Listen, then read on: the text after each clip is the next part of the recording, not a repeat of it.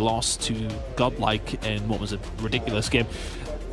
That's a nice comfort one for them to start on, right? You've got to be feeling to that level of, okay, we've only had, I mean, we say they've only had a couple of weeks, but realistically speaking, like, you know, they've been playing, they know what they're doing still, they don't just lose that. Yeah, and I think the interesting thing for me at the very least as well, you know, it's kind of a conversation point about what do OUG focus on if they only have 2 weeks, right? Because you go back to CDM and OUG, their hard point and take off, control, excuse me, was very good. Like, there's no real reason to go too heavy on those things.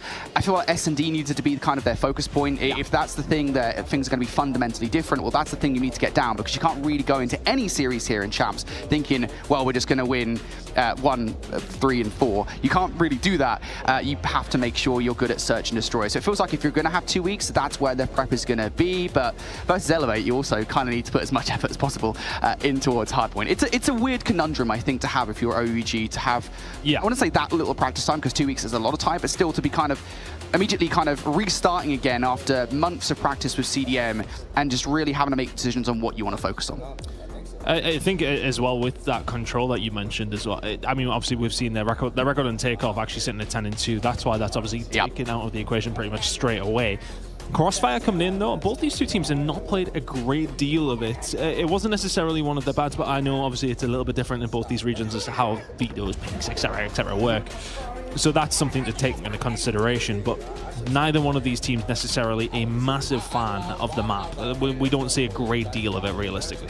So let's see how things are going to go when we do get there. Of course, we will be seeing a control on Crossfire when we do get there, but I think as well it's something I do kind of want to touch on as well, is that the S&D is something that we talk about with OUG of it not being great for them, but I think the problem is that comparatively their respawn is brilliant, and I think that's why everyone's like kind of like, oh well, their S&D is not good, but on a 13-19 record, it's not horrendous, but their problem is the 2 players who are their S&D specialists. Yeah.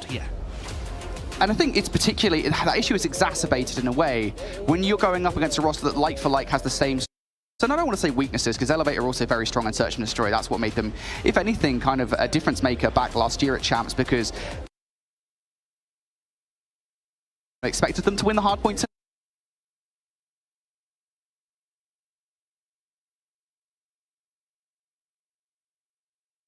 It was them also making the improvements to search. That's where things get just a little bit tricky. But for me, I think for sure, you know, you mentioned that control. I think that's going to be everything in this series. I think the Crossfire in particular, we'll have a deeper conversation when we actually get to it for sure. But, you know, we have that conversation about the sniper rifle player, right? That being a key part of Crossfire control in the current meta. Well, I mean, you now got Kings back on the sniper rifle. He's now going to be performing in that role. Is he going to be as effective as having somebody like Seven or Javen in the middle of the map? That's a question they're going to have to answer. Question that we'll get the answer to hopefully soon when we do, of course, load into map number 3. But I mean, realistically speaking, we should be loading at this game pretty quickly, but we do actually have other streams going on, and I believe we can jump over to stream D. Other games going on, of course, if you want to keep an eye on the other games that we have, B, C, and D all ongoing, but over towards D, TLE. Taking on Street, and Street 1-0 up in this series. Yeah, talk about Street Gaming, of course. This is the roster that made one big change, a straight swap over with Gallerus.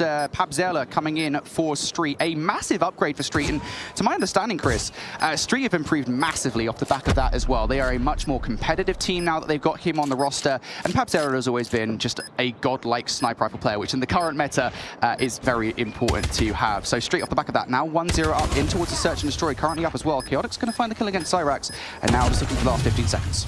Always going to be tough for that situation for TLE. TLE coming to this tournament, though, I really don't know what to expect, to be honest with you. They kind of come from the North American region, who didn't really have that big team in OUG, who were there and pretty much dominating for a couple of years that we have seen over the previous years. God, words are hard this morning. TLE, what I'm trying to say is they've kind of come into a region they were expected to qualify, they did, but after that, what is the expectation? Yeah, I do. I mean, like, you don't want to be a bias caster, right? But you do want to see all these regions that have been struggling in the past, or maybe like Africa, for example, that are making their debut this year. You want to see them perform, because nothing benefits us here on the desk more and everyone at home as viewers more than a competitive game for sure. So, yeah, we want to see TLE perform. Right now, though, that is not the case here, Chris, as we get into this search and destroy. 4-2 up our Street, and things just do not look good for them whatsoever. I think this is one of the games that TLA you look at and say, right, we really do need to win this one. Going in over towards it. I mean, look, you need to win all of your games, but if you're going up against Street are probably going to be their main competition, really, to get out of this group. And right now, 1-0 down in the series, 5-2 down in this search and destroy. It's not looking good to kick things off here for our North American #1 seed. Frag out. A lot of utility at the top of the start of this round for both TLE and Street. Instant first blood coming through from Zyra. That's good top round control, but perhaps a touch too aggressive there for Rest, like a player that I would give a lot of love to. Of course, he has extensive experience here in the Call of Duty Mobile World Championship circuit. Of course, was here last year. To lose a player like that early on the round, not great, Chris. I'm going to try and find a pick through if they can, but currently now for side of TLE, they're struggling to find any sort of break. PAB0, even the odds back in Street's favor. Smoke out. Level falling after finding a pick. 4 versus 3, now 3 versus 3, I should say, is Street. Trying to just make sure this defense continues. They're just taking their time. The bomb wasn't picked up here by TLE to kick things off. Now they'll get it underway, and A seems to be in their sights. You got a shotgun player over by there, though. Maggie, everything for this play. Also, Gutio, see if they can hold it. Thanks for the push. Very, very close quarters here with the sniper. GTO will find one. Maggie's there to pick up the pieces, and that probably should be that. Saucy still with 50 seconds to go, though, left in a 1 versus 2, and they are not expecting this angle, or are they? Maggie here with the HS. This is all she wrote. You would like to think, yeah, Saucy, this is a tough one. Yeah, he's just giving them time to get together now in this 1 versus 2. Saucy opening sniper. He's not hitting the shots. He's going to go for the L-car. It's just not going to happen. That is the beauty of the HSO, Chris. That weapon has dominated the meta the last couple of months, really, for a long time now. In Call of Duty Mobile, and for good reason. It is so damn annoying to deal with, and you're not going to win a 1v1 at that range with the L-car. The objective. One round away now. Frag. Street game to go 2-0 up in this series. Still working on our game on Alpha. Should be getting things up and running very, very quickly. But Saucy will find the kill with the PAB0. So that's a nice scalp for TLE to take. And was potentially a route back into this series.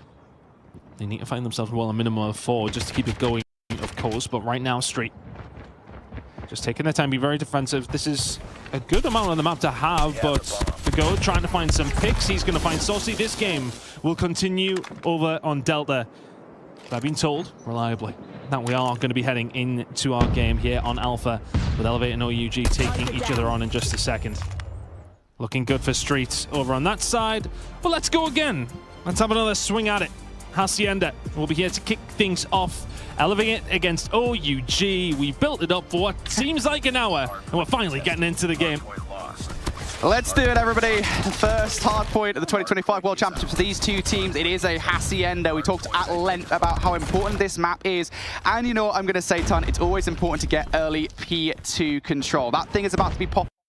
And this is where Elevate, they love just flooding the hard point. And I think realistically, if you're OUG here, you do not want to let this one get out of hand early. A rotation over towards P2 came in for Elevate. That's about to pop and does so.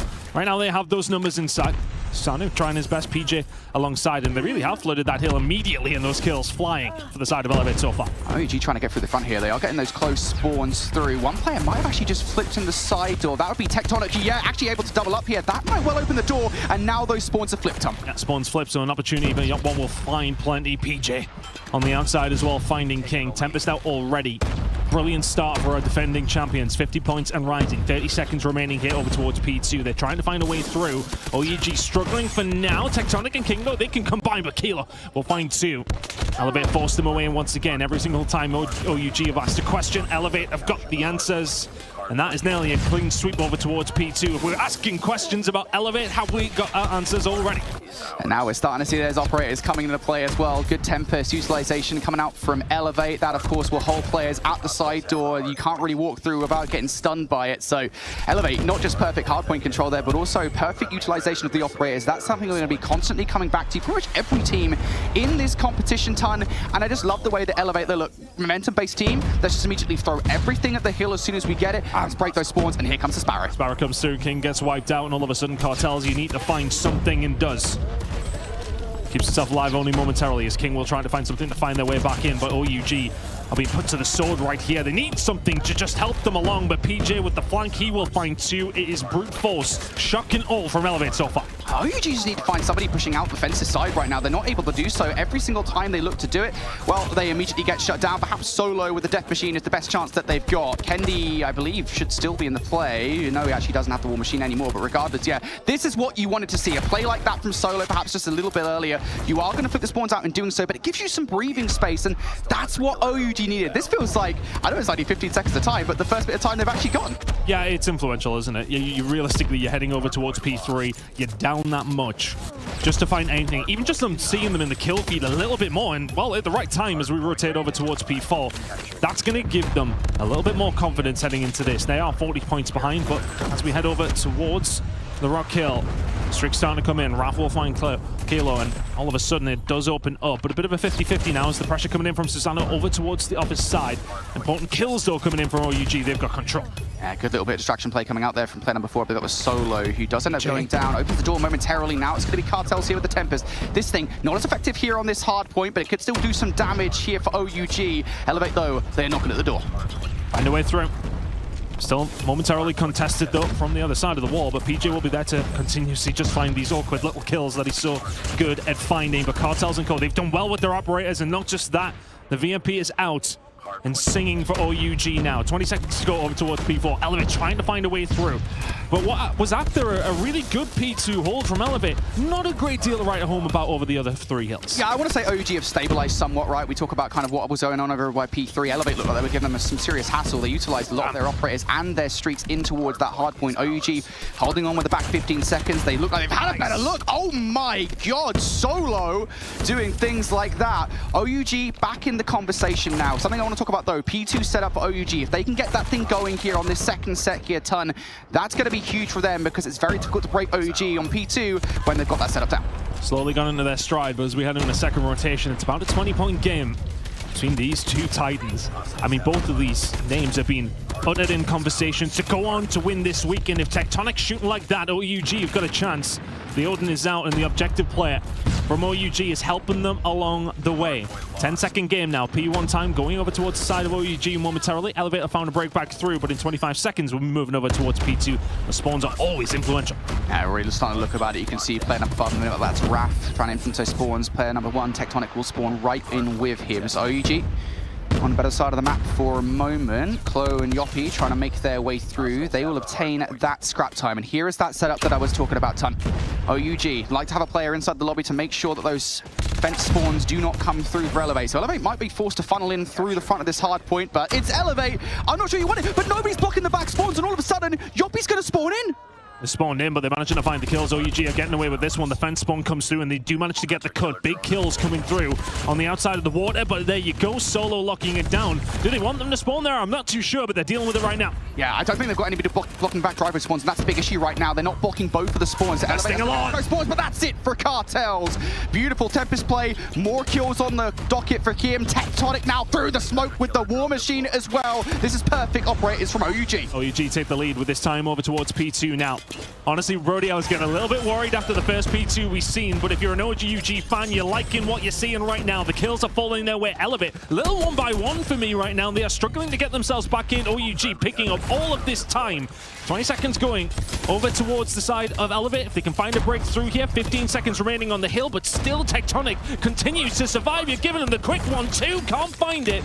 Good time at P2, OUG with a healthy lead. Tectonic now has an EMP as well, so going to the next hard point, that's going to shut down everything for Elevate. Right now, they've only got one operator on the board, but if Tech pulls that out before we get into the next hill, Elevate will have nothing to break that next hill, and we go back to what would happen last rotation, Ton. They were using all their utility, so it could be big for OUG. If that EMP comes into play, that's a problem for Elevate. And just to go into the conversation about the series overall, we said how important that this hard point is for OUG, and they're finally starting to show up. It was a really slow start for them, but that kill feed has looked very, very blue for a long time. Elevate trying to find a breakthrough if they can now. King trying to hold things down. Elevate can barely find a kill, never mind a point. OUG are very much here to play. Elevate, you can't get near right now. And I love that play as well from Tectonic getting out of the hard point as well. OUG are really expanding their real estate at the moment. Their operators are now coming into the play. It's now time for King to go on a streak. DJ spawning out here, so a little bit of a split coming through from Elevate. Is that going to be the catalyst that gets them through? Seems that way.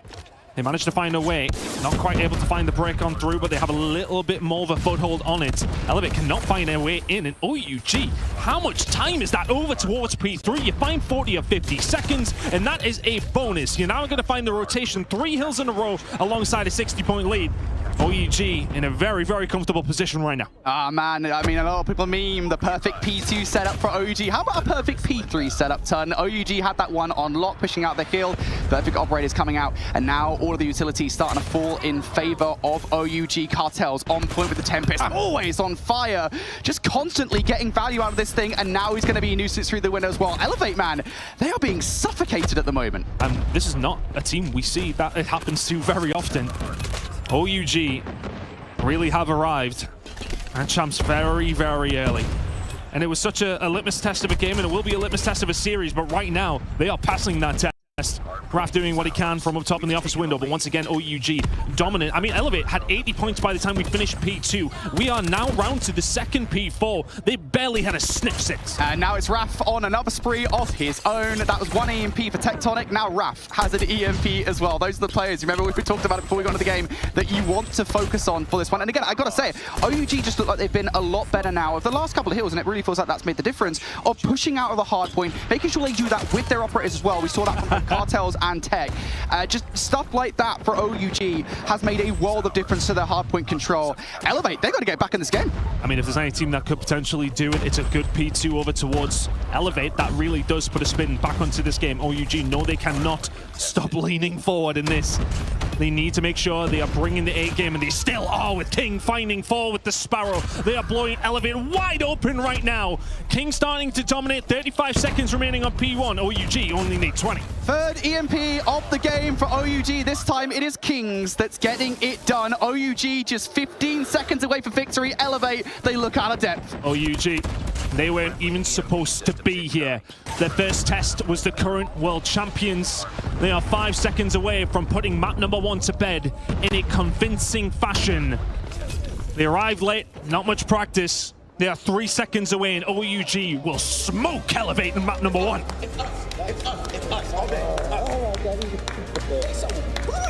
We talk about importance of map number 1, of hardpoint between these two teams, Ton. OUG, I don't want to say they dominated Elevate, because Elevate, I feel like they were getting dominated through the first couple of hardpoints, right? I mean, what was it, like a 70 to 10 point lead at the end of P2, something to that effect? I was like, all right, okay, yeah, Elevate are just doing 2024 champs Elevate things, but OUG, I think it was from the second set we got in towards, I believe it was P3, that was the big thing, that the fence is hard point for them. Just managing to chain that hill and then in towards the rock hard point, P4, back to back with perfect operators, perfect hill control. You just know the communication for OUG was on point during those couple of hills, and Elevate, I don't think they're expecting that. I mean, Elevate had 85 points by the time we headed over towards P4. I was saying P2, they had a great hold of P2. Kind of went 50-50 over towards P3, and that's when we've seen Elevate really start to rise, OUG really start to rise to the occasion. So let's just keep an eye on the score from Elevate on the right-hand side in yellow. Okay, so they had 85 by the end of P4. I think they maybe got another 30 or 40, maybe not even 40 throughout the rest of the game. The door was left ajar over towards that first P3, and OUG stepped right through it, locked it behind them. I just can't believe how different that OUG second half was from them, right? It really feels like they just leaned forward a little bit. They locked in, right? I mean, it's wild. I know how much EMPs can make a difference, because it really did feel like Elevate was so quiet with their operators in the second half. I have a feeling that's because they were constantly getting EMP'd. They got EMP'd not once, not twice, but thrice from Tech, Raf, and then Kings. And I think that does just make a world of difference. Elevate so confident with their operators in the first half of that game. You just don't get them in the second half. You don't get access to them. OUG, they deny. Just an overall slaying performance from OUG, to be honest with you, but their setups were fantastic as well. We've seen it from P2 to 3 to 4, and the second rotation specifically. how often they were there first, how often they were able to clear out. But I think it kind of does snowball. Those EMPs do snowball, right? You can get that situation where you're not having to face as many operators on the other side. It makes your life easier. It makes it easier to then find another one. And as you said, we see it 3 times from OUG. Elevate really put under pressure from the get-go here. OUG come out and find map number 1. I mean, look, we're fortunate to be casting this game in the sense of that the storylines really do just write themselves. OUG, we're not supposed to be here. I think, you know, we were having constant discussion, especially towards the latter stages of CDM, of like, oh, it'd be great to see OUG there. And that's not any disrespect to the other CDM teams, but just the story of them going from North America and committing themselves to going to live over in China, to making sure that they can try and elevate their game. They fell at the very final hurdle after a bit of a slow start. But for them now to have that opportunity to come here, this is why so many people wanted to see OUG here, because of that map number 1 and because of that lead against Elevate. Yeah, listen, if you're a fan out there, and I say fan in air quotes, and you were saying, no, I don't want OUG at the World Champs at any point during CDM, just look at the score. Just look at what happened in game number 1 and realize how wrong you were, because OUG, I think this is exactly what we wanted to see from them, right? You know, coming out here and beating one of the best hardpoint teams in the world answers so many of our questions, and there's only so much you can take away from one map. It's one map of Call of Duty Mobile. We've still got at least 2 more in this series to go, probably more, let's be honest, with this kind of game. But still, I think it is absolutely a marker of how much effort OUG have put into the hardpoint and where Elevate are at here. They dominated on hardpoint last year, but the competition might well have caught up. Let's get into the search and destroy on Coastal then, and this is really going to answer all of our questions, ton. OUG and search and destroy, no Jabin, no 7, how do they get on? This is the big question mark over OUG, right? Them coming in and winning a hard point. I think it was the manner that they won map number 1 that really caught us off guard rather than anything. But then finding map number 1 was important. They had to do that because we know that their search and destroy, okay, well, it's not necessarily poor, but as mentioned, they don't have those specialists, those snipers that have so often been a catalyst for some of their wins. 13 and 19 record over the CDM season. Right now, though, they are in a 5 versus 4 favor of Elevate over on the defensive side. They will start 6 rounds. Oh, Ellie finding the pick of your Kendi. My word, that was a shot you maybe needed to hit, but gets the read. The info is there for PJ. A lot of work to do. He will get taken down. Susano is there to find another. Doesn't find the second. Oh, will shut it down. An important shot to find. 3 versus 2. Oh, Susano was the last one. So he does get 3. Go down as well. Yoppie will trade things out. Now just down to the 1 versus 2 for Tectonic. He's already been tagged, so they know exactly where he is. And he's actually going to go straight for the chow. Tech, no way. Surely not, Tech. 1 versus 1. Can he find it on the Kendi? He does butter him up, so he will find himself running away. Kendi does the right thing. Tectonic is able to find it. But it'll be some way to start the search and destroy. If Tectonic can find this 1 versus 2, they know where each other are. I've got a bit of a read. Well, not much time remaining. Tectonic's not the one that needs to be able to make the move. Yeah, I was going to say, that bomb is actually currently sitting down there, so Tech actually has to go retrieve that thing and get it down on site. Kendi can just sit and hold angles with the sniper rifle. The problem with Kendi is in this situation, he saw Tectonic. He has no idea what route Tech has taken here. Tech hasn't slid, he's not sprinted away. He's made 0 noise, so Tech now ready for the 1v1. Looking for it, the timing. Not quite there, but it is for Kendi. Checks it immediately after Tectonic. Zooms out, and then that is that. First round goes over towards Elevate. They would have liked it to be maybe a little cleaner than that, but the defensive side, it is strong here, of course, on Coastal. It's a start they would have expected. Have to be careful for these straight off the rip. They'll be looking to try and find the snipe back if they can, if you're OUG. But Elevate once again set themselves up. Susano will find the first blood again. They'll find a second. Raf's going to be able to try and do the same here over towards the A side, and he can do. He backs on down. 3 versus 2, 2 versus 2. This is an absolutely manic search and destroy round. Kings wants to match it. Oh, gets tagged up. Oh, Yoppie moves forward. Surely not another one with the HSO. Kendi's going to be there to clear things up. And I will say, as much as Elevator 2 are up right now, I like the response from OUG to the sniper problem, right? I mean, I know that obviously Kings is right there. He looks like he's hitting at the moment, but still, if it was like OUG trying to set some serious pace, the problem for them, through the first couple of rounds at least, is that Susano has been stopping them. He's been a constant nuisance on the sites. We'll see if he continues to be so here towards this round. Cartels, he's going to be the first blood. It's 3 first bloods in a row, though. The side of Elevate. A little bit of a switch up through the middle of the map here. So UG will find a way through over towards B, but now it's being able to do something with this control elevator, just getting very, very aggressive. Solo can find one, finds the second on the PJ, and the kills don't continue here for the side of OUG. Susano will find something else through the middle. You're just going to line them up like that, are you? You've got control of B, but they don't have the bomb, and that is the problem. Control was there, but you need the bomb to be able to make the most of it. OUG couldn't find it, and the round goes over towards elevator. That felt winnable for OUG. Yeah, don't chow Susano like that, you know? You know what, I was going to give OUG a little bit of gas. Like, I love the way that they had Solo push up with the shotgun to try and get control of the cut, provide some space inside the B site, then you're just Solo chowing Susano. Not the best. OUG, right back at it.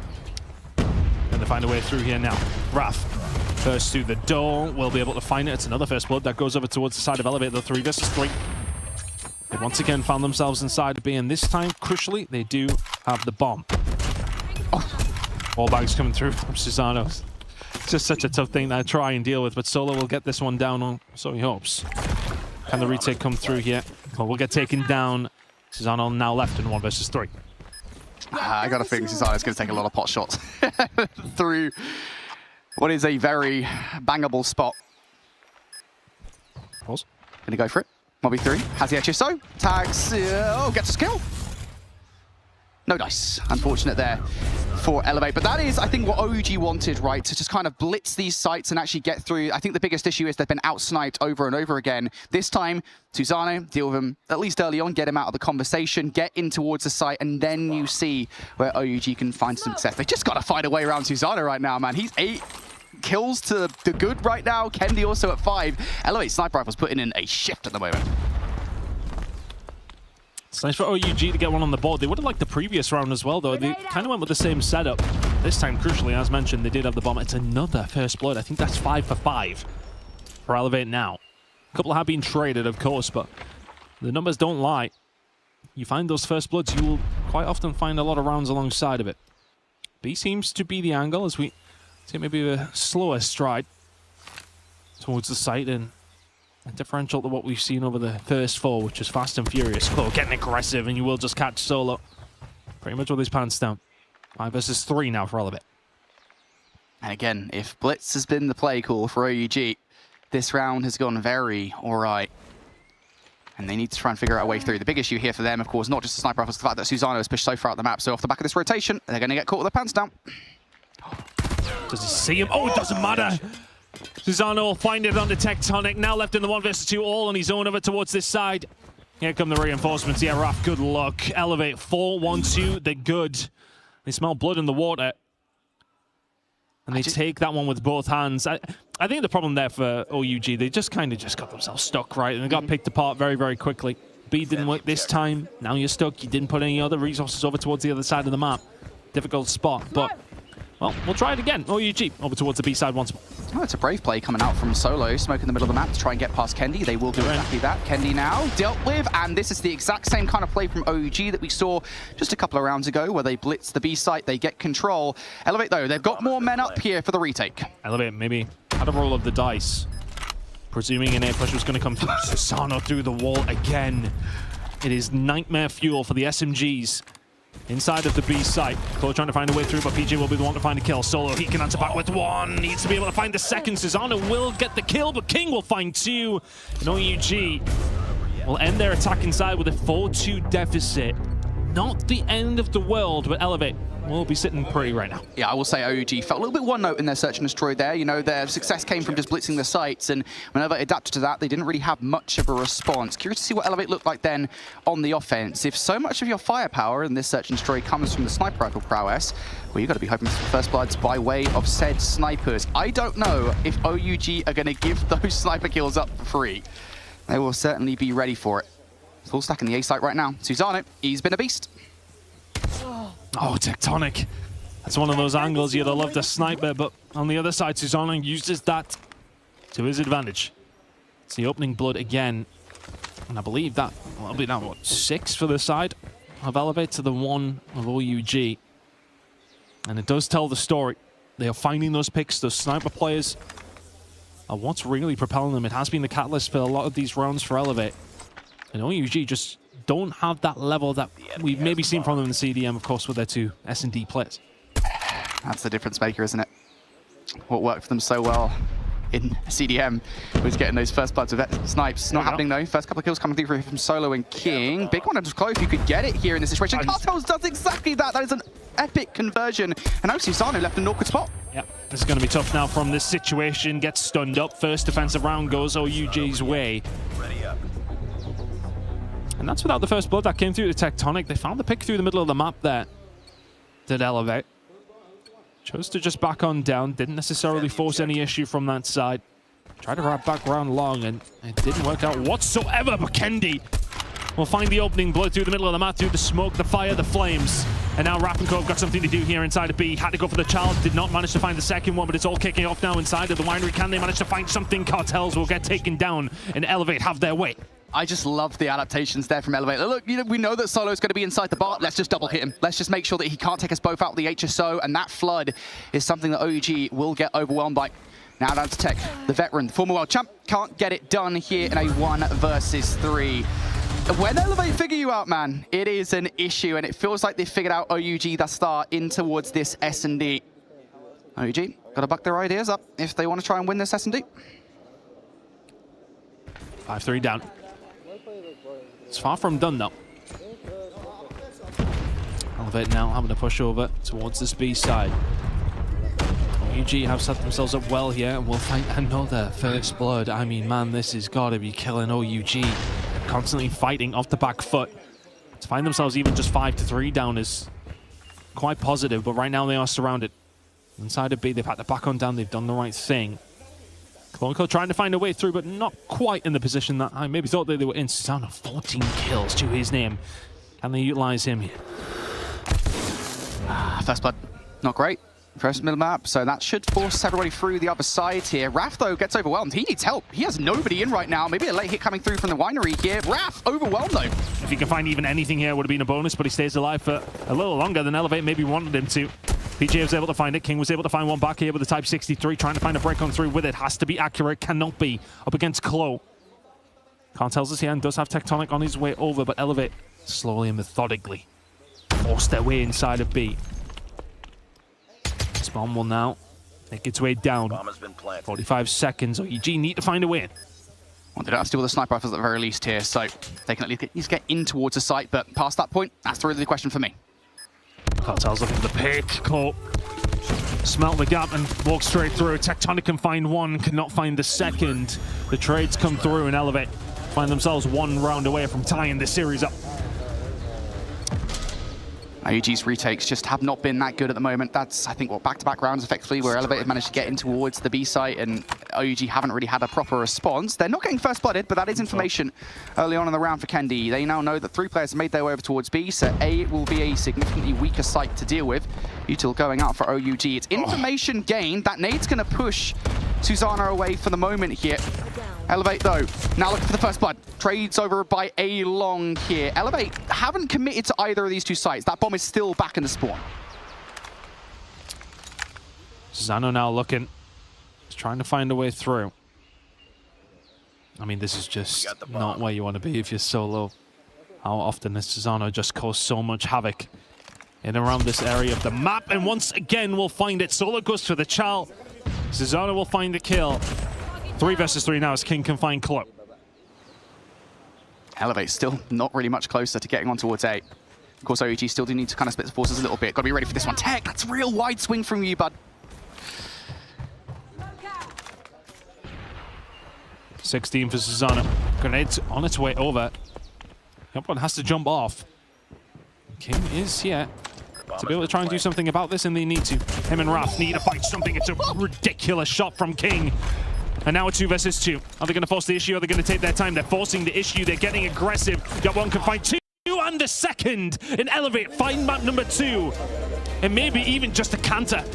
7-3. The S&D goes their way. And we are all tied up.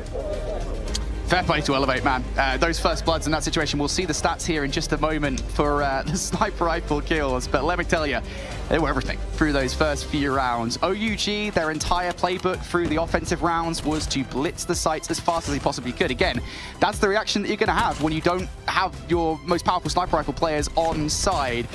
and they just could not get past Susano and Kendi. They did so via a couple of rounds, but for the most part, it just did not work, and that's not really much of a surprise given how good Susano and Kendi actually are.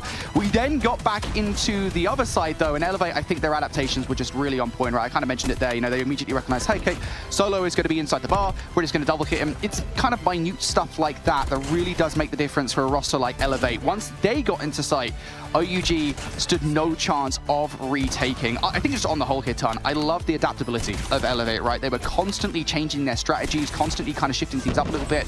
OUG just really felt like they didn't know how to deal with Elevate there. And I think it's the threat of Elevate in those snipers, though, right? I mean, we've seen what's pretty comfortable for Elevate in the same sense that it was comfortable for OUG in map number 1. Yeah, and again, I don't want to keep on being negative about it because I don't think it is really even a negative thing. I think it's just an objective fact, right? OUG, so much of the way that their roster worked in CDM was so unique. Really, X-Rock were the only other team that kind of did anything similar to it, and even then, that was only towards the end of that CDM split. So I think for them now, you know, for Kings and Tectonic to really kind of pick up the slack in the marksman role, it is a very difficult thing to do in Search and Destroy for sure, but you're going up against players like Susano and Kendi, and it does just feel like they are outmatched in a certain sense. And that's, I think, a storyline really that will be kind of coming back to over and over again. I think particularly when we look over towards the Chinese teams here in the competition, right? You look towards, you know, Wolves and Q9 that are also here. One of the things that makes them so damn good at the game is the fact that they've got phenomenal sniper rifle players. So I think, you know, that being such a crucial part of the meta, it definitely gives Elevate the edge in the Search and Destroy, and it kind of bodes not so well for OUG. We talk about kind of if they have to go the distance in this series, we get to map number 5, Tunisia. Yeah. And man, you're going to want to step things up in the sniper rifle part. Yeah, look, we knew that this was going to be the route to victory, really, for OUG. It's going to have to be the respawns, and which is always going to be difficult up against a team like Elevate. When it comes down to Search and Destroys, that's going to be a rough one, especially when we talk realistically about their Tunisia. It's not necessarily anything to write home about if you're OUG when it does come down to the statistics. Specifically on that map in mode combination, setting a 2-5 record, conceivably outside of Kurahana, which didn't win once, their worst map. So it's a tough one. They'll be looking at the series now and thinking we need to win this control. We need to win this control on Crossfire if we want a chance. But as you mentioned multiple times, what did we just see in that map number 2? We see the snipers be dominant, and that really can be a theme as we head over towards Crossfire. Yeah, how are you crossing the middle of the map when Susano is on this kind of form? You know what I'm saying? Like, what are you going to do when Susano is watching you through the middle of the map? That is a long line of sight that you might not have control of here if you're OUG. On the flip side, though, their ability to hit hard and fast could well change things. We'll get into the map here in just a second. We'll hit a real quick reset here. OUG, though, as I was saying, it does just kind of feel like, you know, we talk about their ability to kind of hit control points fast. That, I think, is going to be the key for me. You know, can Elevate react to that? Obviously, when we talk about Elevate, I mean, one of the things we mentioned at the top of the show really was their SMG prowess. I feel like they should have an ample response to it. But that feels like the ticket for me for OUG getting in towards this game. That's the way into Crossfire control. I think, you know, when we were talking about this game, when we kicked off this series, we were saying how important the hard points are. But all of a sudden, after those first 2 maps, how important this control becomes. Because I think for both these 2 teams, this is the swing. You would feel confident in your mode. Elevate will feel confident about Search and Destroy, or OUG will feel confident about Hardpoint. Right, okay, there's 2 maps. You need a third. And control is going to be that for one of these 2 teams, you would like to think. And it's a hard one to maybe decipher here. Look, I mean, the control record for the side of OUG over the season, 14-7. That's very solid out the gate. But it's the Crossfire that I don't want to say I worry about, but a 3-3 record. Takeoff was really their bread and butter. Sitting at 10-2, quite often had the ability to pick that map. They haven't had that opportunity now. A lot of their control really did rely on that takeoff. Yeah, I will say Elevate, though, on the other side, you know, Crossfire Control, it was a map that they played, I believe, versus Stuart back in the upper bracket final of Garena Finals, and it was a map that Elevate actually lost, I believe, and the reason for it was actually that they kind of allowed Stuart all the way through towards what we call kind of bottom top X, if you will. If OUG can do that, if they can kind of trap Elevate in towards their back spawn area, perhaps over towards B, they'll be fine and dandy, but again, it's just dealing with Susano. That's going to be the problem. Kicking things off here now. On the defensive side are going to be Elevate. See OUG trying to find a way through. They've got a little bit of a hold on over towards A. Oh, they did. Never mind. PJ, absolute domination once again with the shotgun. Got Clo alongside to try and hold this one down. OUG able to find a couple of kills to maybe just slow that bleeding, but Elevate, my word, that was a ridiculous retake from PJ. Stop an indomitable starter shot. Oh, PJ, all right. Hasn't been shot. Cleans it up in the end. There's a little one-tap coming through there from Raph, but it's not really that much damage done by OUG at this point in time. Kings is actually going to find a couple of kills here, Ton. So that should open up some space for OUG to get on towards A. And now if you're Elevate, you have to start questioning how much investment do we want to put and stop in towards A. Obviously, we want a defense protective round number 5, but still, don't want to go too crazy with it because you can go overzealous and you can open up a lane.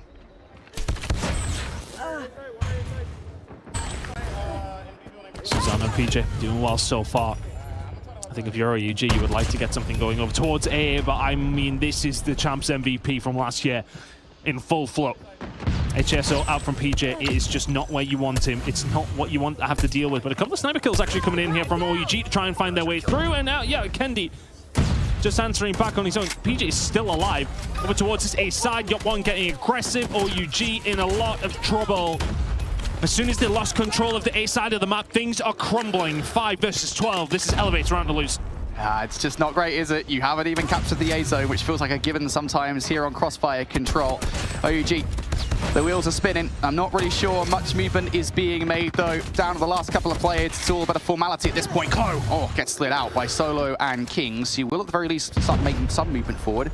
I was going to say if they could get a second tick towards the end of this round, that would be nice. It would be something, but Kings really feel like just trying to stop any protective streaks from Elevate, that's not going to happen. And yeah, I mean, we were talking about the SMGs, right? It's almost kind of, in a way, you kind of forget that the HSO is what they're going to be coming through with, and that's exactly what happened there for PJ and Yopi, who, I mean, just did PJ and Yopi things, just absolutely ran through them in that one. 9 and 7, respectively, for those guys. Yeah, that's par for the course. Incredible start. And it's realistically not what you wanted to see if you're an OUG fan, because that was dominating from the side of Elevate. Just when PJ got himself in that position, it's just, what do you do? Well, you try and kill him. Easier said than done. It's a 50-50 split as Elevate trying to get themselves over, of course, towards that A side, but they are putting a little bit of pressure on over towards B here as well. Susanna through the middle of the map, just trying to find an inroad, and whatever gap they find that will open, they'll walk straight through it and try to do something with it. But A concentration is probably where they're going to go, but right now still a lot over towards B. And here comes the operators from Elevate as well. This that snowball effect that we're always talking about, right? Clo and Kendi investing in towards this round. Oh my God. Predator missile also coming into play. It is a full blue feed ton, and this is starting to get out of hand for OUG.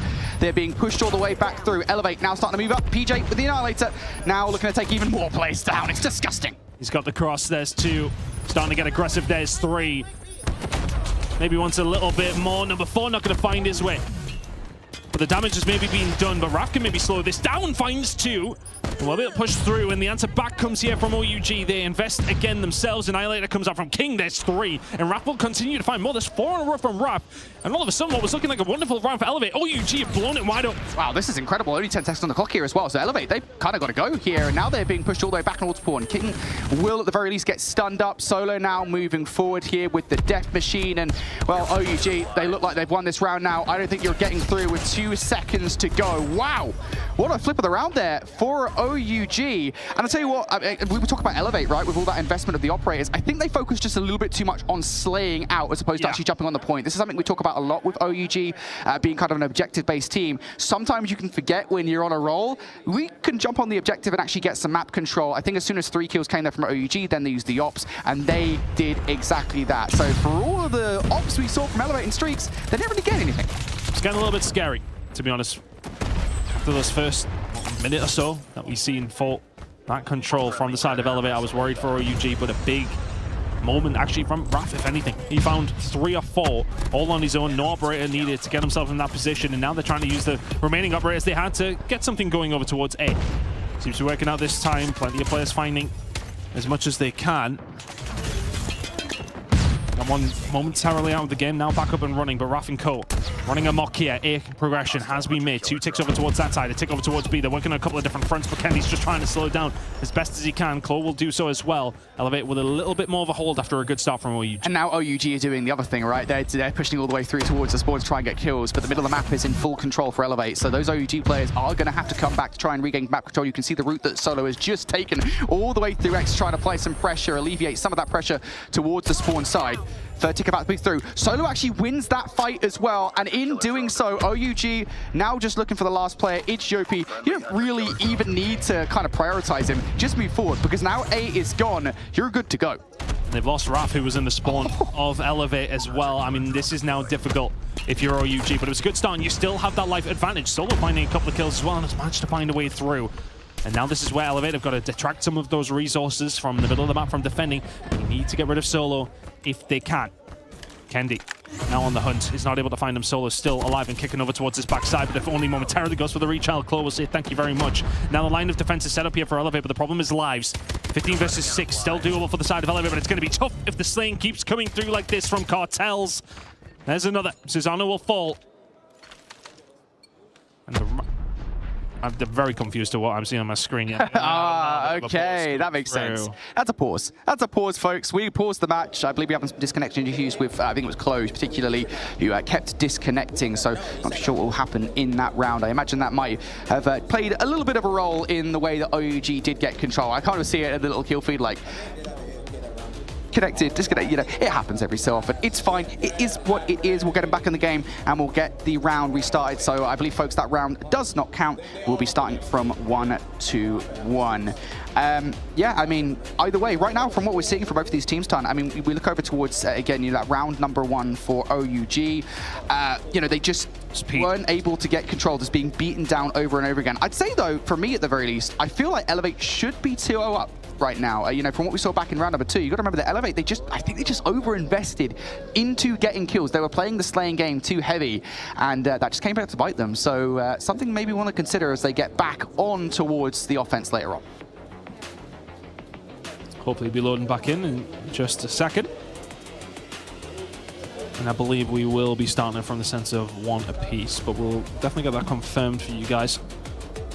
Either way, it was a nice start for OUG in that round in particular. Oh, the jackets are coming off now as well. Oh, we're getting serious. It's getting hot in there. All right, never do that again. Sorry, guys. It's been a fun week so far. Oh, we've had a lovely little time, haven't we? We've been dotting around. Yeah. Rehearsals. Yeah, and woken up at 5 AM by construction site. Yeah, I mean, yep. That's of all days. I slept wonderfully the first 2 nights here in Katowice, and then as soon as show day comes around, I must have got nervous. Sorry, mate. We'll get the jitters sometimes. I imagine these players probably have it to a certain extent as well, especially right now. You're in the middle of an intense crossfire control. You've got to put a pause on the game real quick to deal with some connection issues. This is going to reset the mental for all players across the board. What a series it has been so far, though, folks. Yeah, it's been fun. Map number 1, I had a feeling that was going to happen. I don't know, it's just one of those feelings you're like, you know, we talk about 2 of the best hardcore teams in the world. You almost don't know what's going to happen. So for AG to set the pace like that is incredible, but Search and Destroy went more or less as we expected. It was OUG's weakest mode back in CDM, continues to be so. That's an issue. They're going to need to fix it if we do go to map number 5. You mentioned, Ton, how important this swing game is then. Control, I mean, this is the swing game to all end swing game, and end all swing game, excuse me. It's very important, I think, for both of these teams to take this one away. It's handy to be able to be like so close to these players and just see how the emotions are kind of working for everybody. Elevate look very, very unbothered. OUG on the other side, yeah, okay, pretty similar, but Solo's just letting his team know.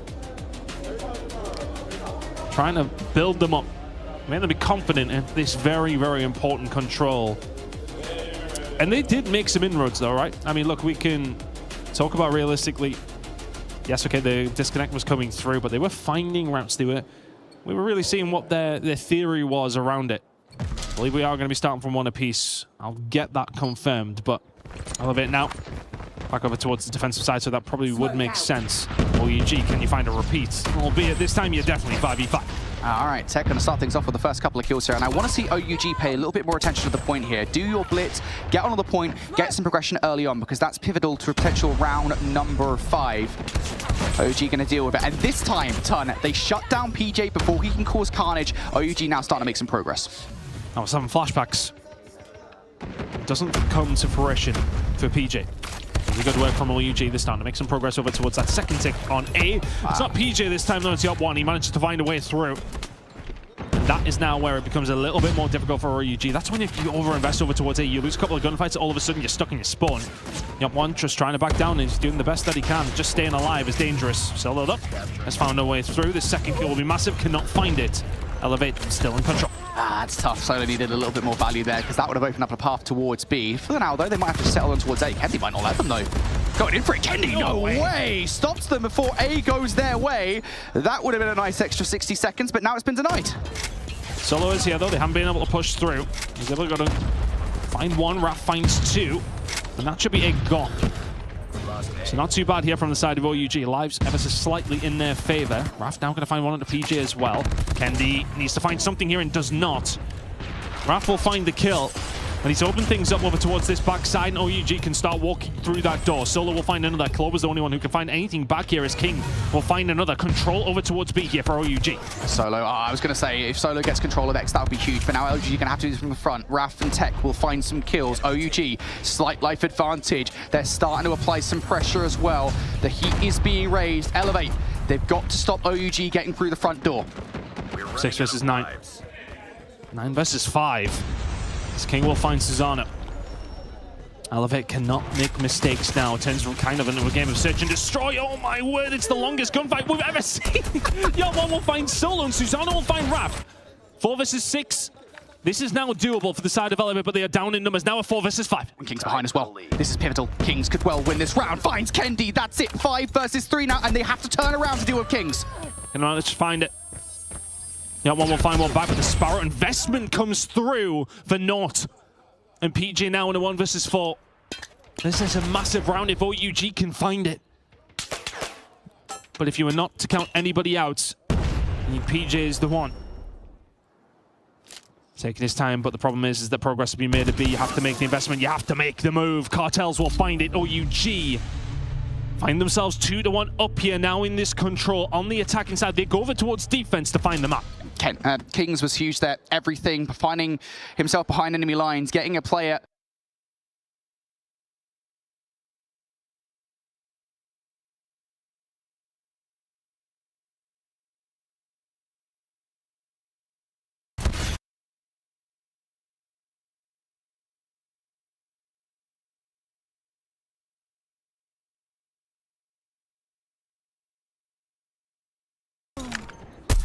And that's when things get a little bit scary. Raf, King, they will find a couple of kills to just to try and force OUG up the map. Raf, how is he doing this?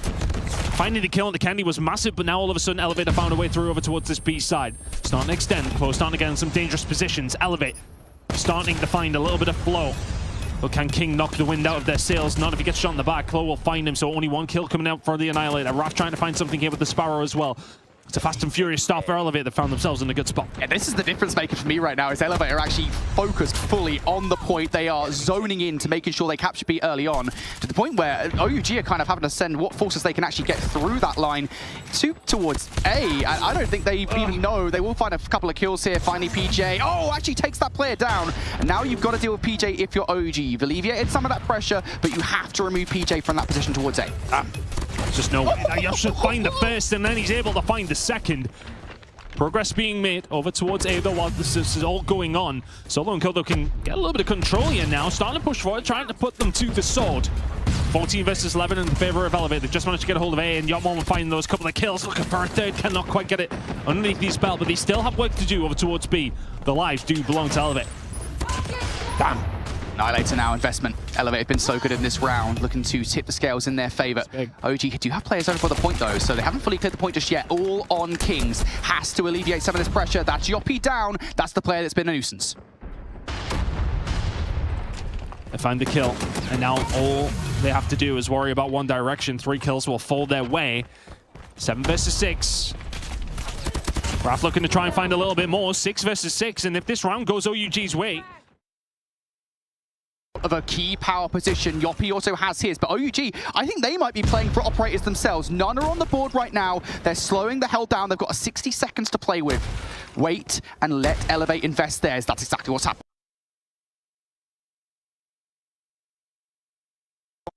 Saca por aquí la War Machine. Solamente un milagro puede salvarlos.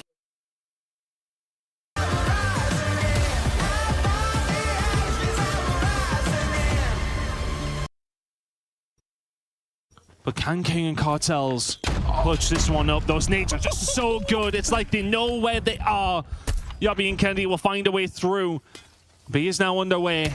And Elevate will live to fight another day here in this control. We head to round number 5. OUG playing for those operators. They were playing for the 60 seconds. They did not arrive in time. I will say, I mean, they kind of braced the storm that was a double up investment from Elevate. I thought for a second they had a tie, but I think it was that double nade lineup that really did kind of end things for OUG in that round. Beautiful play from Yoppie in particular. He's going off right now. Nades over the top gear for Elevate to kick off this round. OUG are on the offense, and it's through the smoke. Getting a massive triple with the Pretty. The Diablos players is going down one after the other like flies. Okay, Curly. He's like, let me lock these spawns in, buddy. Do your thing. The 3-piece from the Pretty. Oh, so devastating. Ling. The Emperor for a reason. A 3-piece, point blank, shoddy, machine pistol combo. And Q9 absolutely running away with this one. Baby trying to throw a shoulder at on the back line, but here comes Mauchi. The operator is perfectly timed.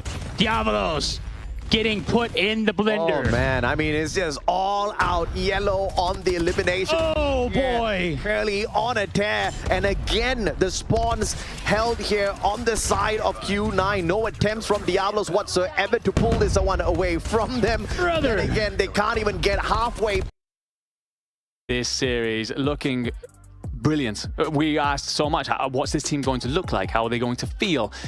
How are those roles going to be? I'd say they made some pretty good calls about who's going to be on the snipers, who's going to be on the shotgun, where they were going to set their pieces, especially overcoming an Amigos team that, again, looked very well structured and disciplined with Dad leading them and guiding them on through that. And also just answering, essentially, when you're walking into that coastal S&D, they have a playbook. There was no such thing for New Gen. They were making it up as they went. Pretty much it was the case, but I definitely like the way that New Gen are being really creative, trying to surprise the opponents. They were the ones who, although did not have the map point for the majority, if not all of the game, they were always super well organized. That's the thing that we were interested about, and they are showing to us, yes, we had very few time, but we are making the best of it. They are incredible players, and they are showing a lot of really good and surprising plays against this opponent. They are, and it's glorious to watch. I mean, we obviously get that look back at the players there, the cams. I will say, very wind taken out of the sails vibe if you are Amigos. Heads down is a difficult conversation from there. It's a gut punch, really, to lose in that way when you've played it so close, so well. Only with one mistake in a 1v2 fashion as well. Whereas on the opposite side, we see Marvel getting up, shaking hands with a man who not long ago was his big adversary. Absolutely. In Viper. So a very different vibe. On LAN as well, what that could do to the remainder of the series, how this story could play out, all remains to be settled. But it's I get the feeling that New Gen Ninja's now looking to take that momentum, roll on through into map 3, into the control. And even though it's hard to judge because this is a team that's obviously just coming together, I feel like on control, this is usually a squad that's going to be pretty good. These are usually players that understand this mode incredibly well. I mean, I just feel like maybe the pressure could be now against Amigos. They are definitely not feeling as good as they could have. And although I did say that there was a good chance that we would see a 2-0, that was not the way I expected it to be. I did not expect for us to go to a round number 22, if I'm not mistaken. And I feel like in a sense that is also going to hurt the side of Amigos. Maybe they are not just feeling the vibe in a sense. I feel like the pressure of the moment is hurting them a little bit now. Exactly. It's a tough one, right? And this is where you look to your leaders. You look to the people that are going to guide you in these moments. Who's wrapping an arm around who's having a conversation? Okay, maybe that wasn't your best map. It's fine. Don't worry. We move on. You got to lift very quickly as a squad. You can't afford to dwell on what just happened, or you'll very quickly find yourself in that lower part of your group. for the New Gen Ninjas. I mean, we're getting a quick look here.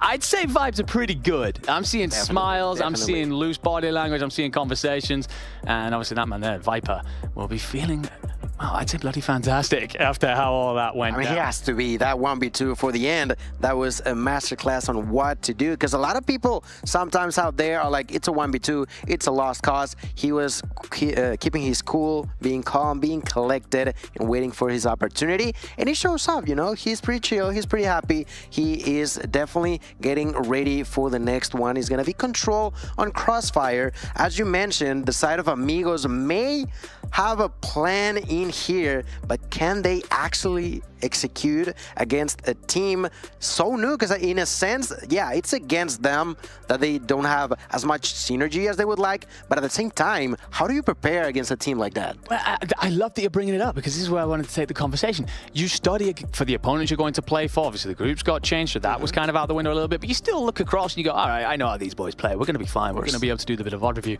You kind of look at this and going, I don't know if they're going to be playing this side. I'm going to be playing how they open, roll out. I mean, you talk to me about how Control Crossfire tends to play out. If you're a new viewer stepping into Call of Duty Mobile and you're coming into this map 3, are you looking for teams to maybe break off a certain way or take advantage of certain parts of the map in order to then see themselves out for success, basically?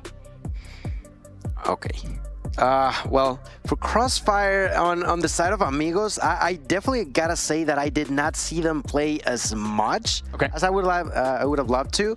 But on the side of course, Soul and Godlike, when I saw them playing against all of these Chinese players, I felt like they had really, really good gun one-on-one fight. And that's gonna be really, really important in a map like Crossfire. It's very, very difficult to actually get inside of these hills, actually get those points for the eventual last round. So I feel like the side of New Gen once again could have an advantage, as they not only have the 2-0 lead, they already have the things going their way. But even if we were blank, if we were 0-0, I feel like they still would have an advantage here. Okay, so very much so looking at New Gen Ninjas to see it off 3-0 here. Of course, plenty of the story coming into this was that New Gen were trying to figure it out on the fly, and that they have as they stand up 2-0. For Amigos, it's bouncing back. It's recognizing that the mistakes made so far only matter if you lose the series. On Crossfire, you can start to right some of those wrongs. For certain, I will say for Amigos, statistically their control isn't too bad, but of course Crossfire, an interesting map at the best of times. No more deliberating, no more waffling. We're off and underway. Rafa will find the first, answered by Jez, and it starts to squeeze into the high street here as Marvel answers up with 2 and takes control along with Viper early on here. Just exchanging a couple of blows, nice and easy, as we'd expect, nothing spectacular. Garden pretty much on enemy's territory, pushing with a shotgun. There we have a view of him, patiently waiting for the potential next victim. A kill lead going in favor of New Gen.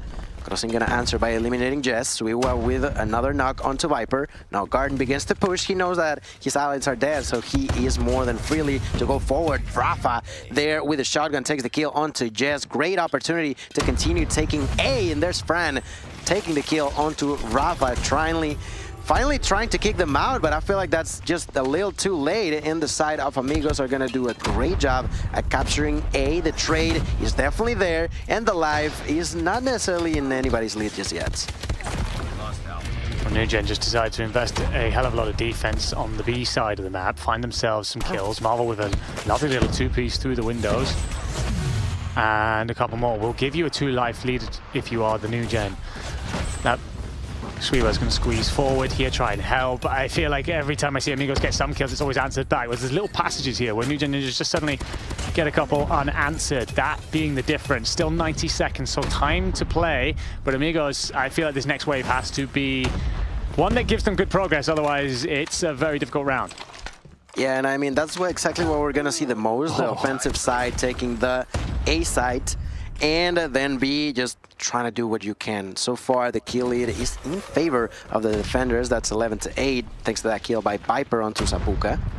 And all of a sudden, pressure is once again onto the shoulders of Amigos. They have 8 lights left. A great wallbang there by Marvel. Great job done. Garden with another double now onto the side of Amigos, who no longer have lives left. That's only 5 and no more spawns. Crossing gets the kill onto Viper, but the answer is just near perfect by the side of Nugen. Garden with a knock onto Sapuka. There is Jess against Spades. Fran bites the dust, but it's still not going to be enough. The side of Amigos has to do something and has to do it right now. Well, 7v3. It's going to be a very difficult situation to work. You're hoping to find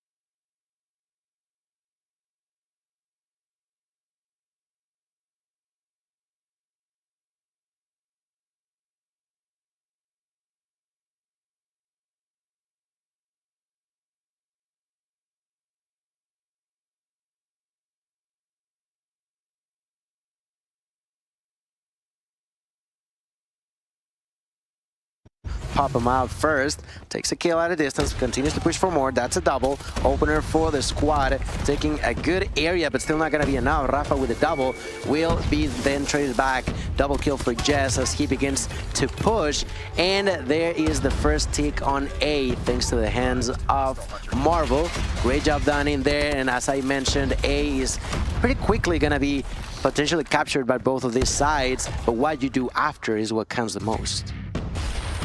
Absolutely. Feels like we're just running through the motions here.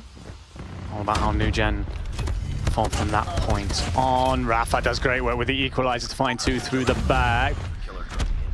That being said, Warden will answer to shut that. Crows and Spades, Snipers putting in great work. So we have another clean passage from Amigos. This is actually better than Nugen Ninjas achieved last time out. And there goes the Sparrow too. So up by 6 already. A hasn't come through. It's knocked back to a full just 2 ticks. So you got to continue to invest today if you want that extra 60 seconds. Oh, great kill there for Garden. Goes for the second, not going to be possible. Good defensive push now for Amigos. There's Swiwa and Rafa trying to hold this fort. Let's see for how long. Fran going to surprise them. Immediately gets the call for Rafa to turn back around. Still, Alpha going to be captured. An extra minute on the clock. An Annihilator in the hands of Marvel. How much can he do, though? Rafa with a kill onto Fran at a distance, wants to go for the double. It is Marvel here with the Annihilator. No kill so far for him, and only 5 lives left in the side of Nugen. Amigos are giving nothing up. They're refusing to fall for him. Marvel does find 1, but you wanted more, really, from your investment. You want to find pressure towards B. You get A side control, I guess, but you're down 6 lives. Plenty of time to work with, but as another body falls in Marvel, it just becomes ever worse. Great work by Fran with the Type 63 through the smoke, but no, 1v8. That will be all she wrote. It will be even when it comes to the ticks. Slight life advantage overall if you are Amigos. I gotta say, on the face of things there, far better defensive round from Amigos. We were worried about that investment of the operator at the end of round 1. Great work there in round 2 to not only use their own, but to counter the work coming out from the Nugen. Yeah, the counter they had for them was incredible. Marvel had the Annihilator for the entirety of that time, but I don't think he even got more than a single kill now, and that was great point by the side of Amigos. Now Garden with the equalizer gonna take a double, immediately goes for the triple, cleaning them like it's nothing, goes even further deep into enemy's territory. They know that he's there, but what can they do about this? Garden with the 4th one. Garden finally gonna be stopped by Crocin, but the damage is done, and the advantage immediately going in favor of Nugen. We were questioning the operator usage on the side of Nugen, but Garden showing us how the equalizer is used. Yeah, that's the payout you want to see, right? Just punch a hole straight through the heart of Amigos, up by 10 lives. Not only that, for Amigos, you've got to find a way out. You're stuck deep side. As Fran finds another close, going to hear plenty of movement around him, but he's doing a great job of separating these fights into ones. For Amigos here, you've got to find a way of punching through. And when Fran's doing this all by himself, it's tough. Cold timing at its finest. He turns away just to fall to Rafa, but Viper and Jez, they'll answer, up by 12 right now. And for everything I said about how Amigos looked great last time out, Nugen have answered by saying, we're reminding you just how damn good we are. They had an advantage. Let me show you an advantage. That's another double kill for Jazz. Immediately tries to go for the triple. Let's see if he can find it. A lot of damage by Spades taking down Jazz, but still the damage, the advantage, the kills are heavily in favor of Nugen.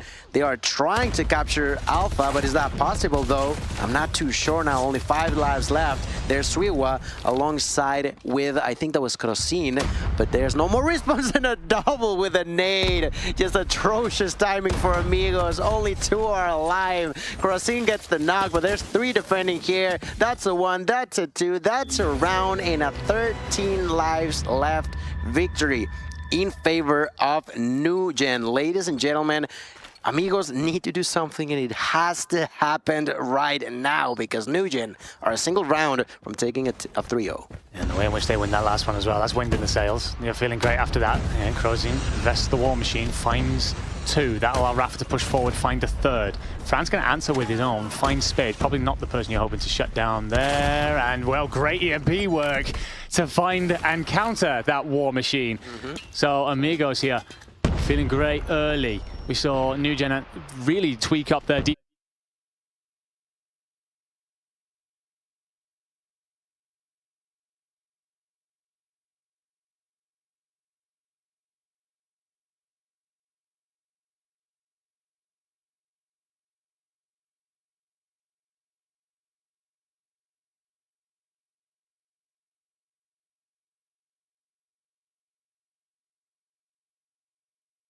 Viper with the Tempest, perfect opportunity to do a lot of damage. Let's see if he can actually do so.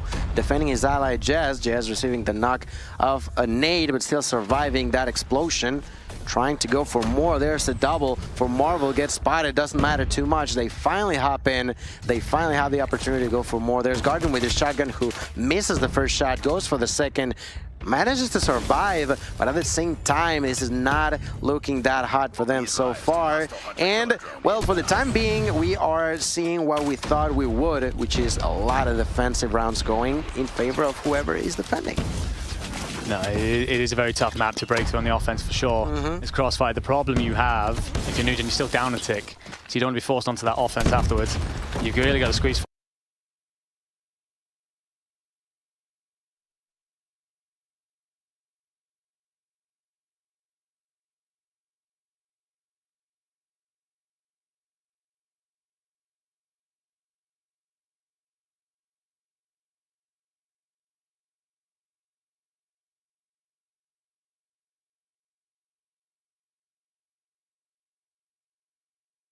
Squeeze, and they were swatted away. Rafa's going to continue to be a nuisance. 8v1.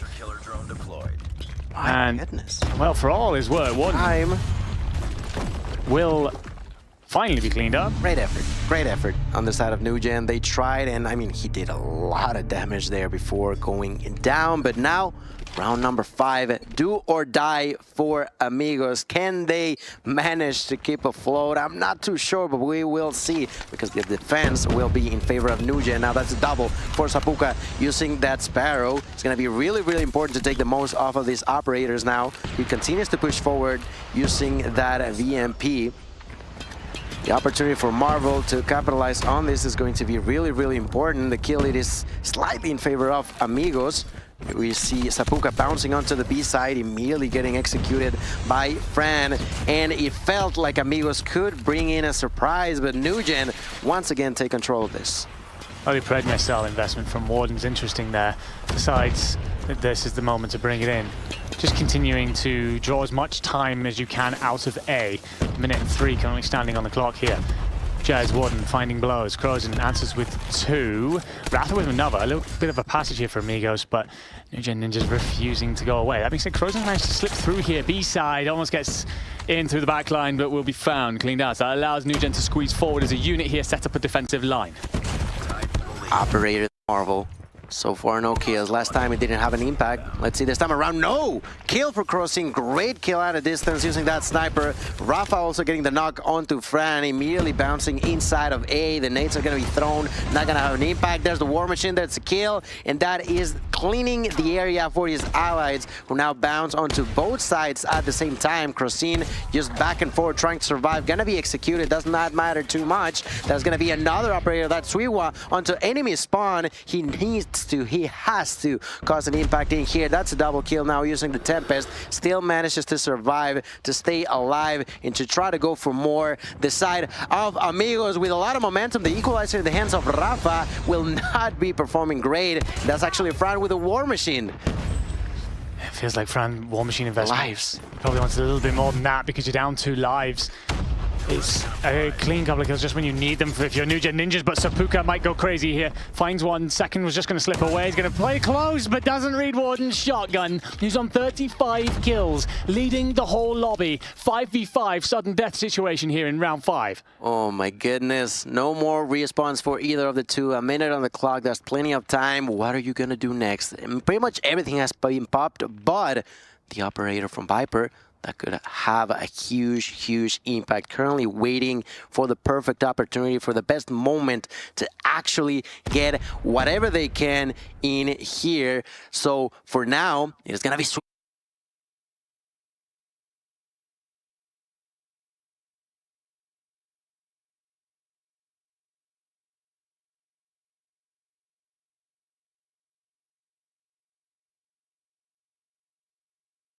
The open. You need information here as well. You need to know where these players are. Jez has the Sparrow in hand. Has it cooked? But just buying time. It's almost an S&D round at this point, and we know how good New Gen were on the defense. They just played the time. The clock comes down to 10 seconds. Traded 3v4 then. Got to dive the point. If you are Amigos, you got to go forward. Viper finds 2, finds another. Jez with the Sparrow makes it a 3v1, and to close it all out, Warden with the shotgun. Superb work, and really, it should have been him. And we have just such an insane control map. Brilliant all the way through the series. A lot of the headlines, of course, go to Viper for his clutch in game 2. But Warden there's making a light work of things in the end. It was a good series from Amigos in the point of view of very much showing it in the control, very much showing it in the S&D.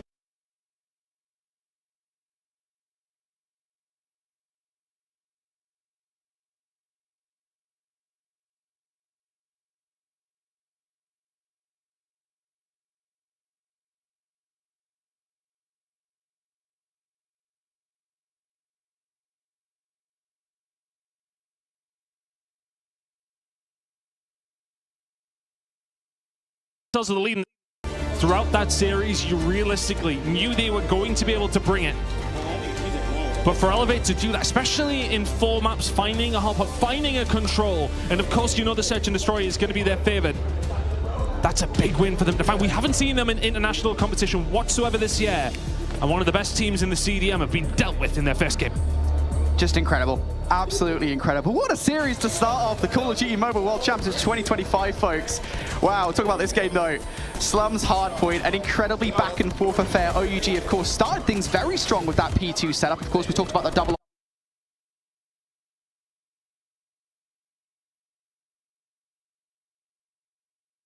investment coming out from Cartels and Solo, but then Elevate. Hardpoint, and we kind of had this back and forth between the two teams for a little bit. I think where things really started to go in Elevate's favor though, as we got into that second set, if we're talking about OUG and Elevate splitting kind of, I think they were the ones that started to get more control. They were the ones that were starting to get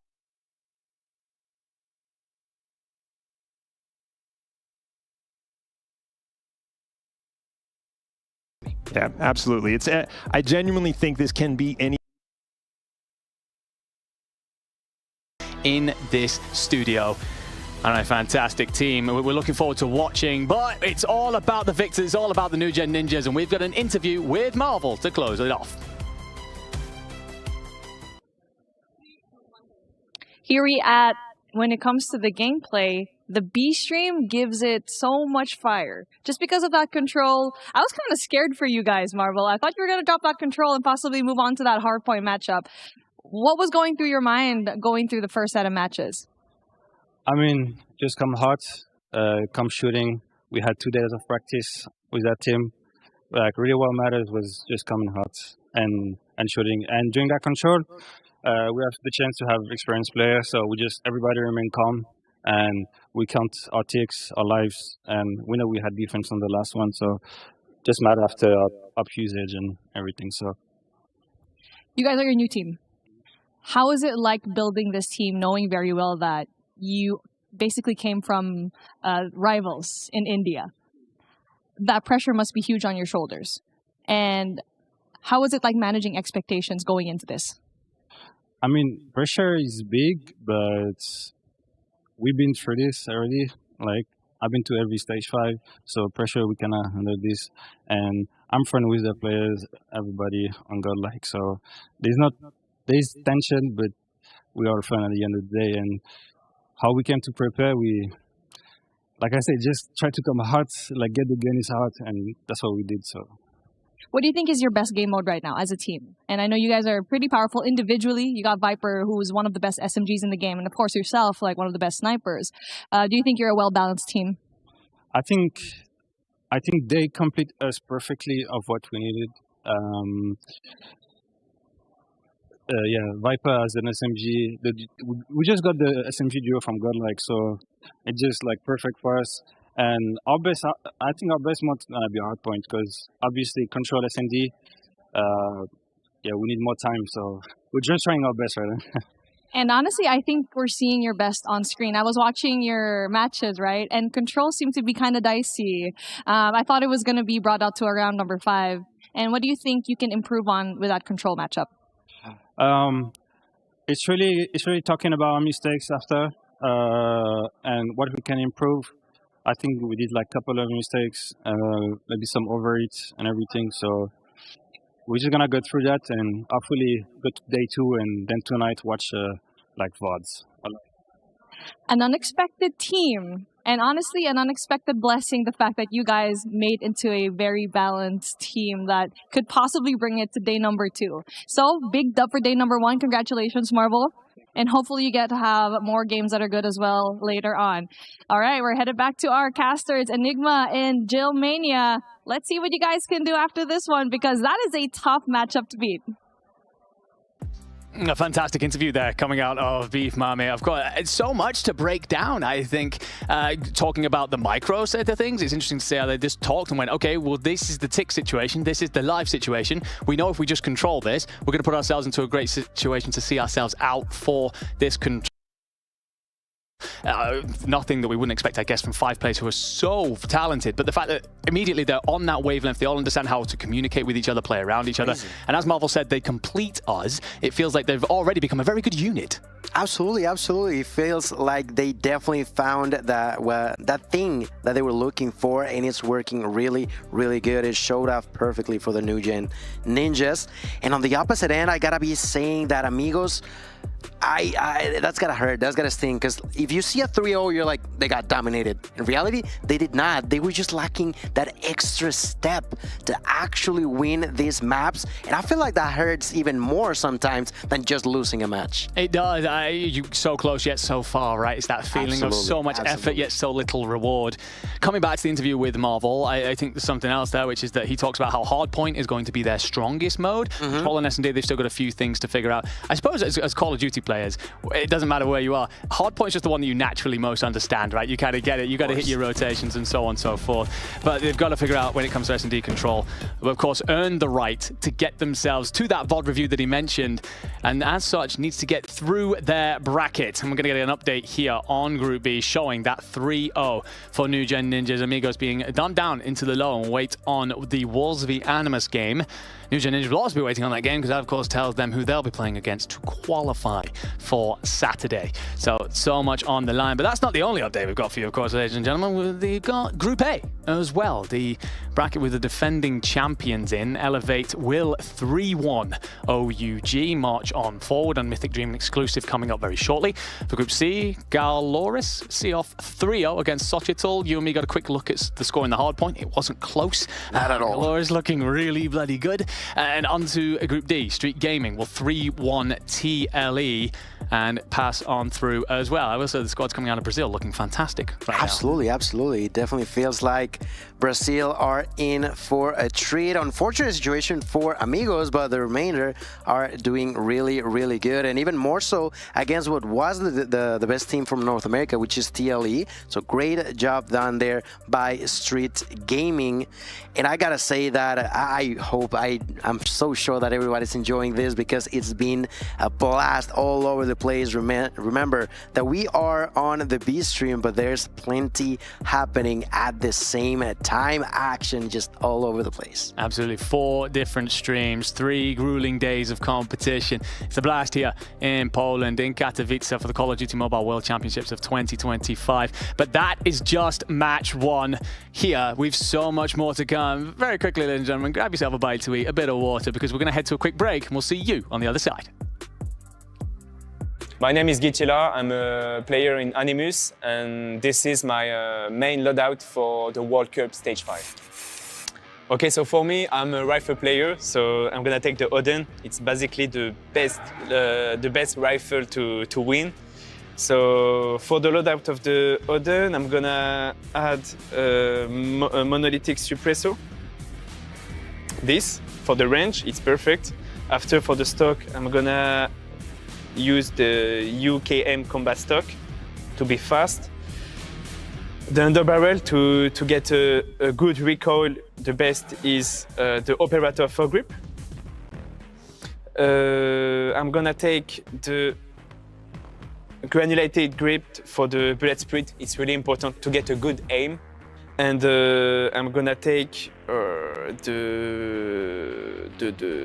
perk. I'm gonna use FMG. FMG really important with the Odin to wallbang. That's too good. So this is my favorite gun and my favorite loadout. Thanks for watching me. Don't forget to support Animus, and I hope with this loadout you will be the best player in Codem.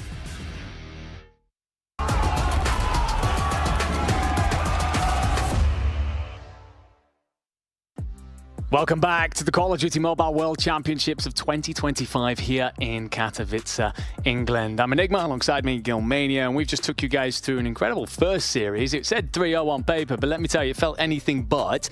We've still got plenty of action. This is, of course, Stream B with 3 other streams. We're one of 4 to get through today.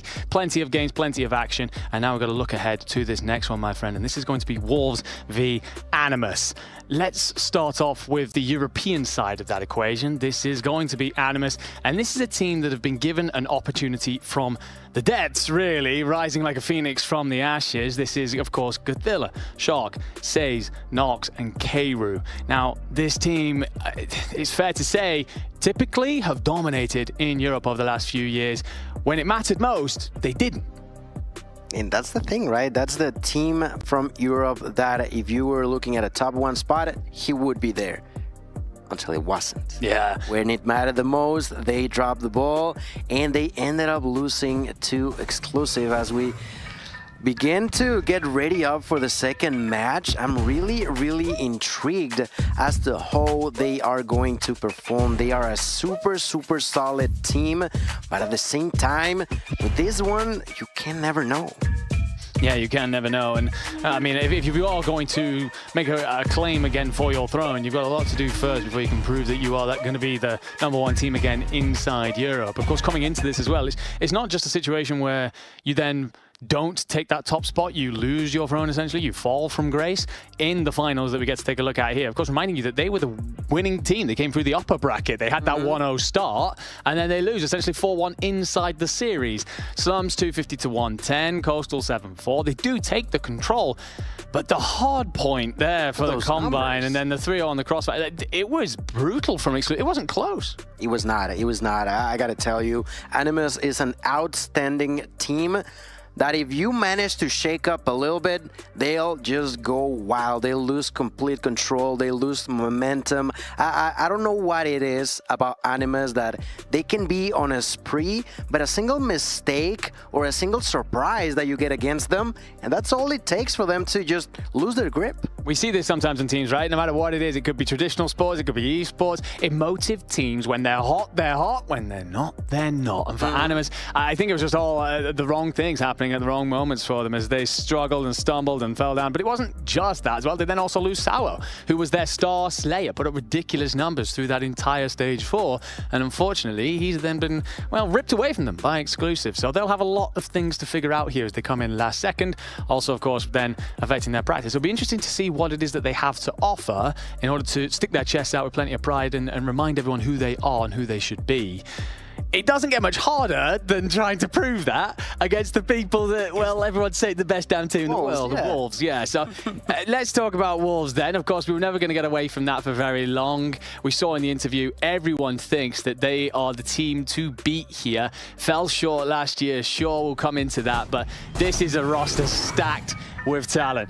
Zai, Peg, Sounds and Wind. However, it will be King coming in here, subbing in last second for the Phenom.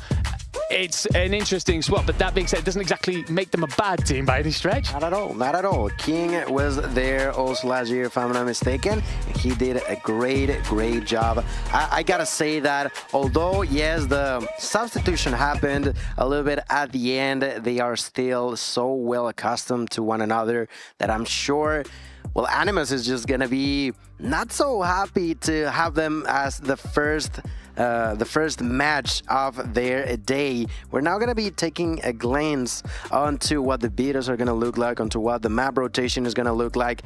I feel like we're going to be in for a surprise eventually, but tell us, what do you see here?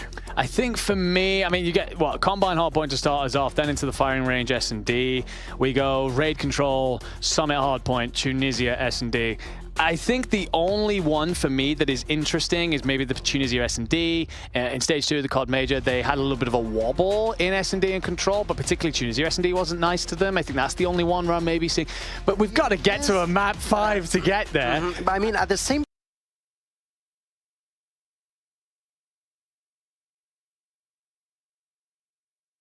they may have struggled, but they were playing against teams like Q9, like OG, who are just so good at S&D that it can be tricky to capitalize against them. Look, I'm a story guy, right? I'm the kind of guy who's like, not only that, this is a European team out here, okay? I'm going to try and stand for them no matter which way I can. I'm trying to find any way to say that Animus aren't going to get slammed here.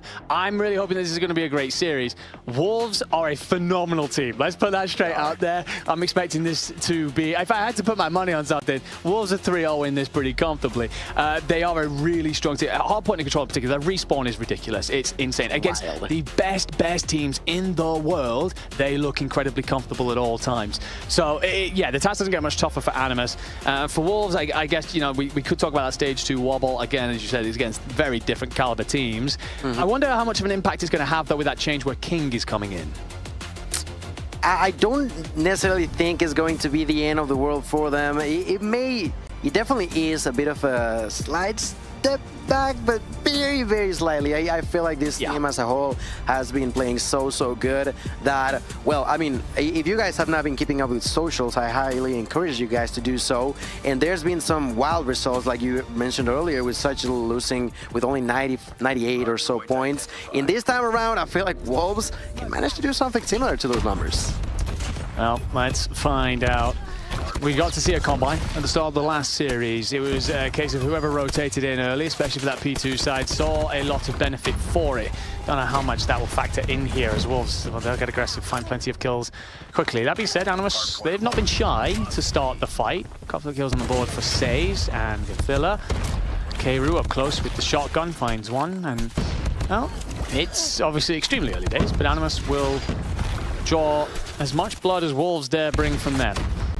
Yeah, more than a heal time is the gunfights that we look at the most on the first heal. And so far, like you mentioned, Animus not doing a bad job. Not doing a bad job whatsoever inside of the heal. It seems like the side of Wolves, we get the last few seconds as Animus could try to solidify the spawns, but it's not going to work. As you see, Sace is going to be spawning on the opposite end, which is not great.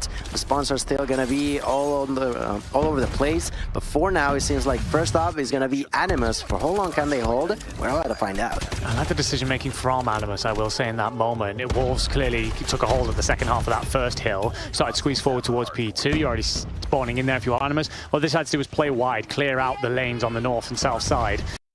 A little bit of a line. That being said, Wolves, the pressure was never going to stay away for very long. King, Peg will all fly in, find a couple. Says cleaned up. Keiru trying to put work in with the shotgun. Actually manages to find a 2. Dipping, dodging, diving, but will be cleaned out eventually. So Animus broken quickly. Wolves in. And Peg is already on 11. First by quite a mile to cross double digits. Making it look easy out there. And here comes the Predator missile. I mean, it took him less than 20 seconds to break through. Animus was trying to rotate early. They did, but the hold was just not there. The side of Wolves doing an outstanding job. And I feel like outside of just an extra couple of seconds, Animus did not do as best as they would have. And once again, they're going to be rotating early. They're going to try to at least capitalize on rotations and make sure that they are there first. But how much can they hold? So far, it was not great. No, just at the critical moment as well, just as we look to see P3 start to pop, it's a wave of kills for Wolves, and here comes the equalizer to make damn sure these spawns are cleared out. Peg, operator, will be paid out. Sparrow goes as well. That's going to start to squeeze Animus ever more. Keiru and Nox actually answer back here. So they're refusing to go away. That being said, Wind with 2 and Sparrow, and well, there's 4 dead. A long spawn away from Animus. It's a big route across the map. More Predator missiles coming in. Wolves turning the screw early here, reminding everyone just how damn good they are. But a death machine, well, never mind. That investment is completely gone. 3 kills. Wolves edging ever closer to 100. It's incredible how Wolves are yet like, you want to rotate early? Fine, I'm going to kick you out the next 5 seconds, so I don't really mind. In here, already approaching the 100 points mark, and Animus are struggling like crazy in here.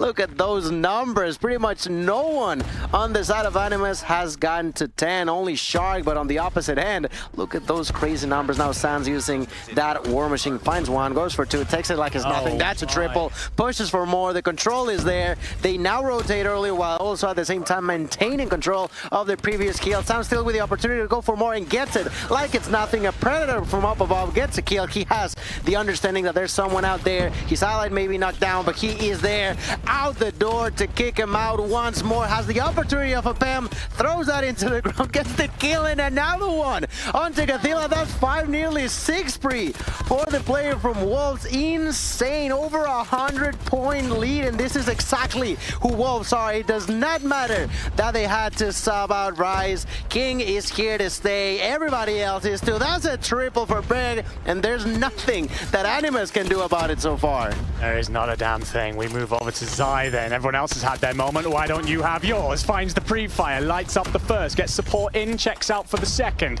Sounds is going to be over the top with the SMG. Out goes the Hunter Killer into the close confinement. Peg then flies forward. King with 2 in the feed. And this is a massacre, a bloodbath, and bathed in gold are the bodies of Animus. They stumble, they fall. The death machine comes out now. And you just make progress. Zai's walking through the map for free. Great work. 150-point lead soon for Wolves. And good lord, if we wondered whether or not the road for redemption was going to start hot, certainly so here. Zai with yet another and another. 25-23 for Peg and Zai respectively. They're having a field day. Someone out there may have mercy on Animus, but that certainly is just not going to be Wolves with an over 150-point lead. They continue to go for more. They are not here to play. They are here to win, and to win fast. 180 points so far. Peg with another double. So far just shredding enemy bodies all over the place, left and right. 15 seconds left. That's another double for Sai. Turns around, looks for more. Yeah, they may have the spawns, but the spawns mean absolutely nothing to Wolves in here. Like I mentioned, they are just trying to finish this off as quickly as possible. There's another equalizer, this time not as effective as before. They are going to be there first, but for how many seconds, Enigma? That is the question, Animus. We saw them try and rotate in a few times earlier, and if credit where credit is due, that's all you can answer with, really, when there's this much of a gulf in slaying power. It doesn't matter. Wind will find two with the Sparrow. Predator Missile finds another. K-Roo's going to try and play close with the shotgun. The spawns are going to be there. I don't know how much it matters. That being said, get two players in at the top there. Zai's clean, free in the feed. Make that 4 for Animus, so a couple of points on the board. It is about playing for pride at this point. Obviously, there's a lot of ways to go yet. Tempest going to work. Also then finds a second in King. And Says finds 3 with the War Machine. So you're at least trying to stand tall if you are Animus. We talked about how they can be an emotive team. They can spiral at points. Doing their best to just keep their head on here and play the map. I mean, that was like 5 kills with a War Machine. Great job down there for Says. Allows his allies to continuously get about, I want to say 20, 25 seconds, which is more than they've gotten across the entirety of this game. He even got a PIM available for himself. How much he can do, I'm not too sure, but that is going to be 204 onto 61 in favor of Wolves. We're moving on to point number 3, and this time rotation is not going to be there for Animus. Wolves are going to be there first. Can they actually break through the Wolves barrier in here? That's the question. Shark's going to pop the equalizer and is found. Just as it looked like he'd found a route in through the bag. Says the best player so far for Animus by quite some stretch. We'll have a big fight on the outside, won't matter. Wind wins it. Sai finds 2. 5 kills instantly in the feed. The spawn's actually going to come in for Wolves. That pressure in that late fight must have done something there. I think that catches Wolves by surprise, but they're going to answer back with the Death Machine. Zai invests, finds one, doesn't leave the player off to his left. Pinstripe feed will actually hand Animus an opportunity to bounce inside the point window with 2. Bottlenecks the doorway. Makes it look easy. 20 points from victory. That's the thing, makes it look easy, but this is historically one of the best teams in Europe to this day, and so far Wolves are just shredding like it's a hot knife into butter. Less than 10 seconds away. That's a triple and a Sparrow for the 4th one. There's the possibility of a hunter-killer drone or a Pred missile. It doesn't really matter. The game is already over. I said that there was a possibility of an even bigger stomp that we saw, that you guys may have seen earlier from Glorious onto Xochitl, this time with an even bigger gap, nearly 200-point gap in between one another. Goes to show that Wolves were not happy about last year's results, and they are in here to prove a point. And so far, Map 1 heavily says that. I think one of the things with Wolves, if you look over their competitive histories, is just how clinical they are about things. They, you know, won Worlds back in 2023. Obviously, last year they finished top 8, but they did lose to the winners in Elevate. Could be a very difficult situation this year with the double bracket. We touched on that a little bit earlier before. No doubt we'll get the opportunity in the future, but it's that willingness to just constantly try and be perfect. How do we get better and better and better? It's hard to see how they get much better looking at that scoreboard, because Zai will top the lot with 37 and 18, a minute and 9 in the hill. Sounds just in behind with 31 and 18. And really, it's just glittering on the left-hand side. A glorious performance from all 5 individual players. That being said, it's tough as a European to look on the right. Says, I will give huge credit to, has a positive performance there, 31 and 30, really stood up in important moments. You said it yourself, found a hunter-killer, a Pred, managing to put some of those streaks on the board, but it's tough when you start talking about K-Roo, Nox, and Cathilla on the way down. It's just a really tough situation. Obviously, you weren't expected to play in this tournament. You then have to sub in a different player last second. I guess the way you've got to treat this if you are Animus, at least in my opinion, is a walkout, a way to warm yourself up on land for the other matches further down the line.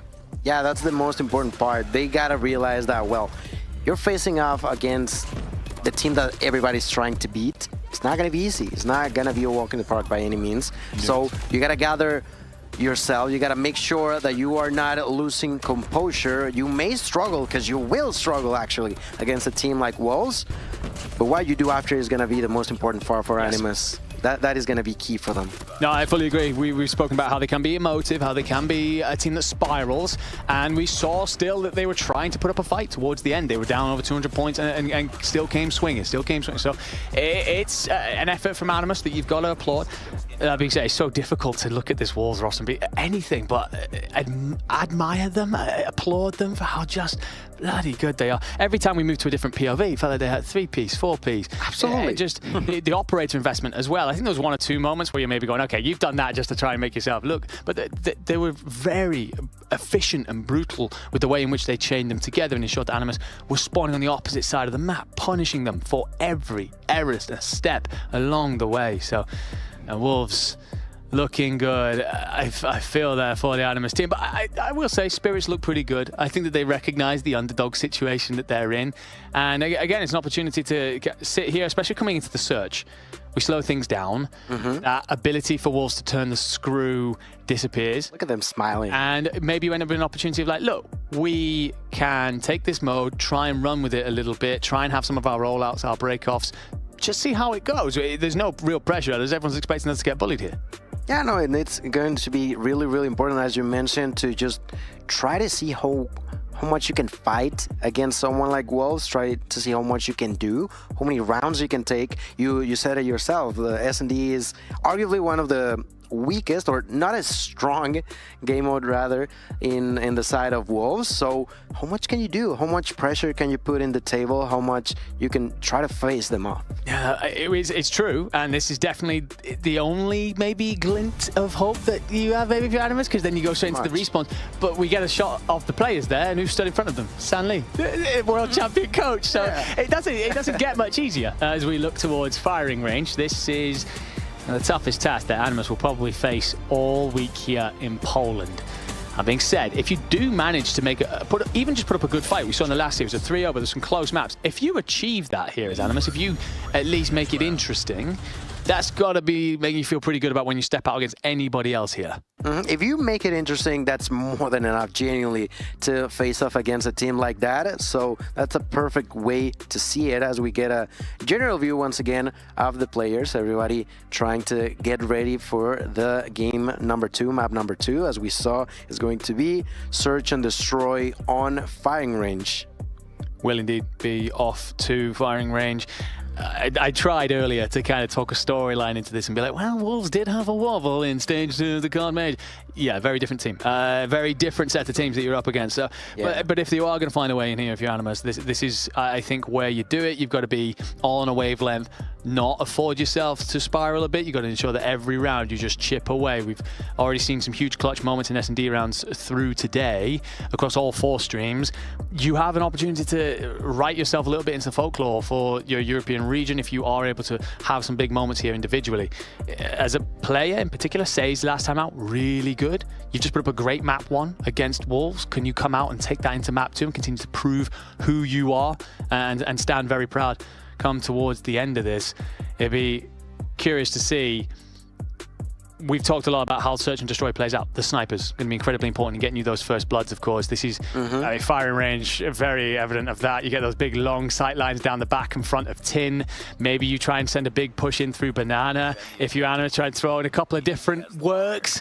We're about to find out, because we're going to roll out here for round 1. Say's going to be the player to pull out the sniper, to very little surprise, and Kayru's going to play up close with the shotgun. Let's see what's gonna happen. So far, no one has died just yet. Inside a trailer, there's King, currently waiting. A shark at a distance. Sounds gets the first. King gets the second through a wall. Peg with the third one. There's a trade bag, but still not gonna be enough. 3v1. The only one alive is going to be Kairu. Kairu with the opportunity, misses that shot. Has to be careful. 3 more bullets. They're gonna be pushing to him any second. He's trying to be cautious. They're pushing all over the place. He's very much scared in a sense, just trying to keep an eye open all over the place. There it is, Kairu dropped Sai. Even that, like, if you're Wolves, you know how much you're the favorites in this. You put yourself in a 3v1, and the 2 Wolves players go, we're going to cover over each other. We're going to play trades. We're going to. There's not going to be a hope for Animus to play into this. If Kairu is going to do something incredible, sure, but they force him into that position, and it's so relentless. As Zai steps out on this left side, King will open up with the first blood onto Say. That being said, gets answered back by Nox. Great work, and actually a numbers advantage for Animus here, as they gain some presence through the middle of the map. Nade goes out, does not connect. There's actually a bit of a reposition coming in from Shock, who might be aware that Beat opened up. You have realized that the only one covering that side is Sounds, but he has turned around. They may be able to push a little bit deeper into that B side. Single player defending is a perfect opportunity for Animus to try to capitalize that, and I feel like Wolves have realized this. That's exactly why they begin to rotate. A minute and 10 seconds on the clock. King at a distance. There's sounds. That's a couple of trades, and all of a sudden it's gonna go all the way around. It's now in favor of Wolves. 3v2. Only Kairu and Narcs remain. Kairu with a shotgun, Narcs with a sniper at a distance, potentially trying to get a pick without exposing himself too much. Going all the way around, there's Kairu with a bomb. Now there's Win taking that kill like it's nothing. Like it's nothing. Narcs could not defend himself there. Kairu picked a sniper from the ground, but that's a 1v3 and they totally know where you're at. They're gonna be pinching soon. Gets the kill onto Sound, which is gonna be really, really good. In front of him, there's two more. Let's see what he can do. Wind is patiently waiting, and there's the shot from King. Did you guys wonder how good he was gonna be? Well, so far, 2 rounds, 4 kills, and another point in favor of Wolves. Yeah, looking great. I like what Animus did. They found the information, decided to play off towards the B side. It's just too slow.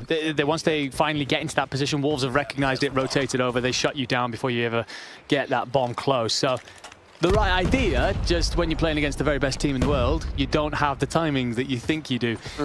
And Wolves will answer cleanly. Okay. Sace opens up with the blood, though. Feels like that's a way into the round. You lost the first 2 opening duels, so can you capitalize on a numbers advantage?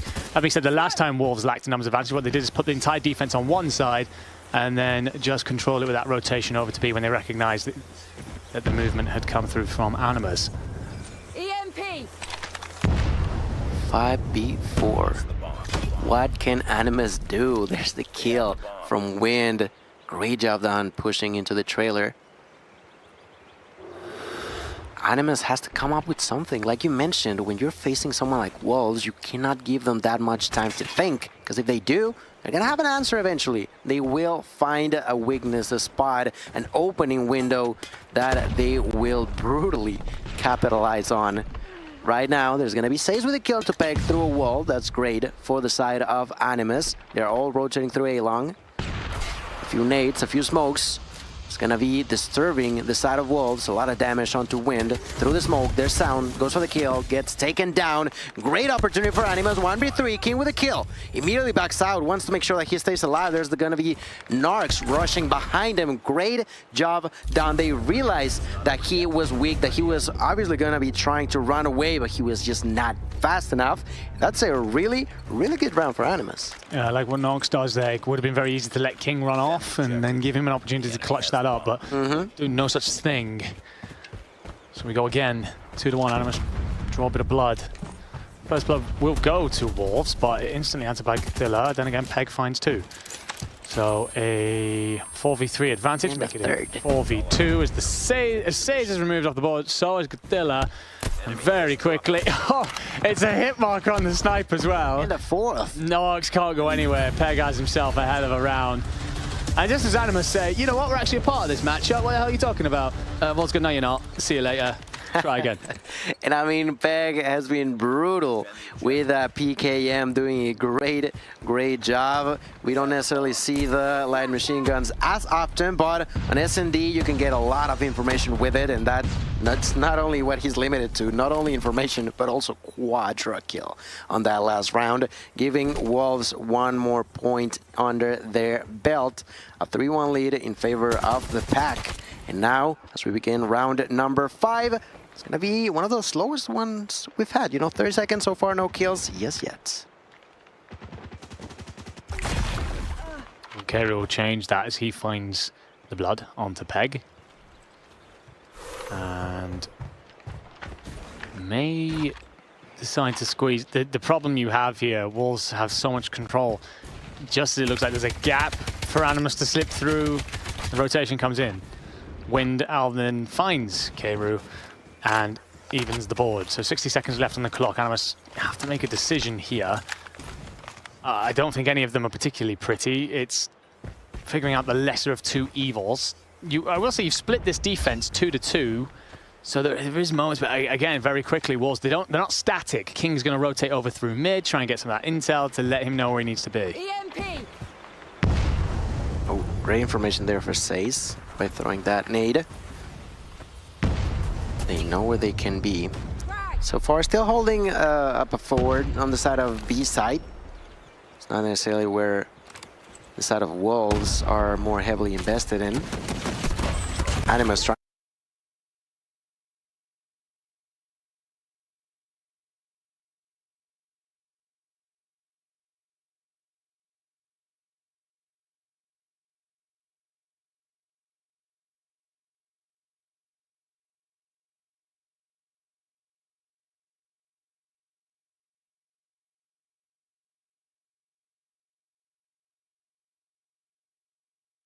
Forward, that's a good double. They get traded for 1, but that's more than enough. 3 for 2. They're gonna be planning the bomb. Only a few seconds left, but they managed to do so.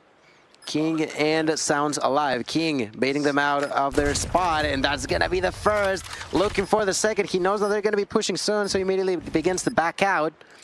2v2 now. Says could be really important here. He actually slips in through the back. I don't know if they'd be aware of that if you are Wolves. Wolves got to pick their moment to strike here. Shark's going to try and play the front line. Wants the coverage over, slides out, gets the support. Sage will be clean though. The Shark can tuck himself away. 15 seconds on the clock. Sounds trying to bait. Plays for the bomb marker and, well, gets it all wrong in the end. It's going to be clean, man. Like Sounds got static there. I don't know. I'll be honest with you, not quite sure what happens to him. I'm not sure if I missed something, but either way, it'll be Animus with another one on the board, doing a great job to keep themselves at least in the conversation when it comes to this search. I guess he was just too sharp, you know, he was shooting at him, he was like, how dare you? Begins just frozen, does not move anymore. Another point for Animus, that's exactly what they were looking for. Last round before we switch sides, it's gonna be the first blood going in favor of Wolves, taking down Kairu. Kairu coming in as a sub, but not necessarily a weak link.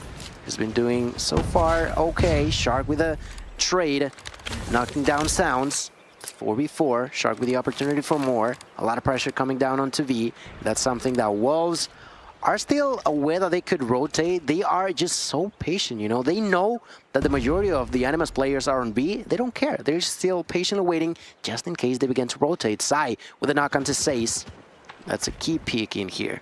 It is, because Saze could have been the difference maker, make some noise over towards A, keep those defensive resources there. Also, just get a blood or two that maybe Wolves weren't expecting. King locking down this mid lane. A very important play, of course, covering off this B-bomb site. He's going to check out, sees nothing. But he knows the Animus are nearby. Where or where the Europeans got to, well, Nox tries to find an exit, and Win reads that easily. So it's a 3v2 in favor of the Chinese squad. You're going to brute force it if you're shocking for Kafilla, and you actually find King unawares. And the decision looks like it's coming in to actually rotate the bomb off to A. And Wolves don't expect it. I don't think anybody else expected it. And it puts them into a 1v1. But now they get the kill onto the bomb holder. That's bad for the side of Animus. My Shark completely confused, and with not a whole lot of time in here, will begin to push. Finds a way to survive, immediately goes for more. The pressure really, really heavy onto Shark's shoulder, has begun to take a lot of damage, and he almost took the kill onto Sai. But I mean, I gotta give him credit for that, right? They're trying to be unpredictable. It allowed them to take a kill. They almost took the round.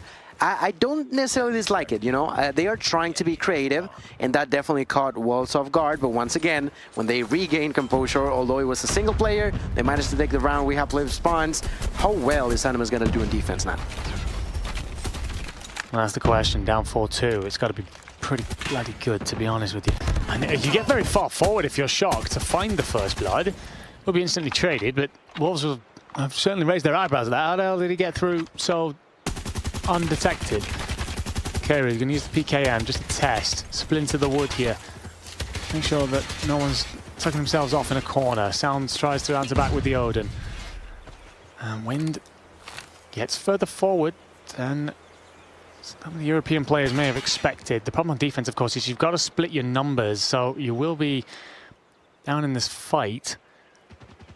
And Will's just trying to find that pick to let them push forward on towards the bomb. The nade was very well planted at first, but Sounds actually finds Kairu to flip the script on the fight. A minute to go, but you're wasting no time if you're Wind. Bomb going down. Bomb's down, that's right. 4v3. on defense, Says, Gothilla, and Narcs, trying to hopefully defuse that bomb. Says still alive. Gothilla cannot say the same. Got spotted by King.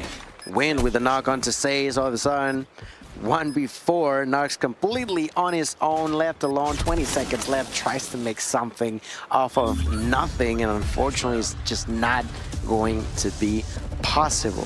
5-2, and Wolves are yet so close to finding map number 2, not allowing them a whole lot. Animus once again, well, trying things out, but it's just too difficult.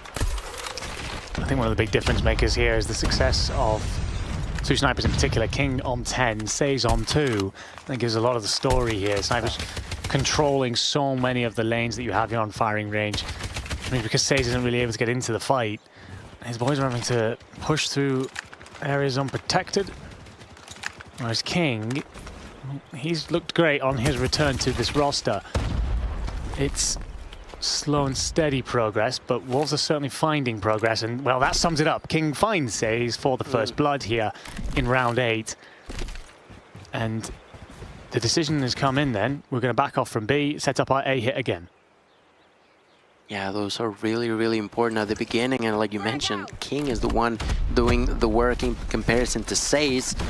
Gina Sands has hurted Animus so deeply. In here, they're trying to make something happen. Everything is going just so fast against them. There's 2 now, 3 defending. Bomb is going to be planted. 45 seconds on the clock. Through a wall, Sai is going to get a kill. Only 3 remain alive on the side of Animus. Scratch that, that's 2. And eventually, there's only 2 behind those barrels. They're trying to defend themselves, get a knock, until Sounds had a double onto Peg. But there is the quick trade in favor of Wolves. They are trying on the side of Animus, but Wolves are once again just telling to us what they love to say, which is, we are in here to win it all. Animus feeling that, that's for sure here. As the first blood comes in, there goes the second. Shark Keiru dealt with King on 12.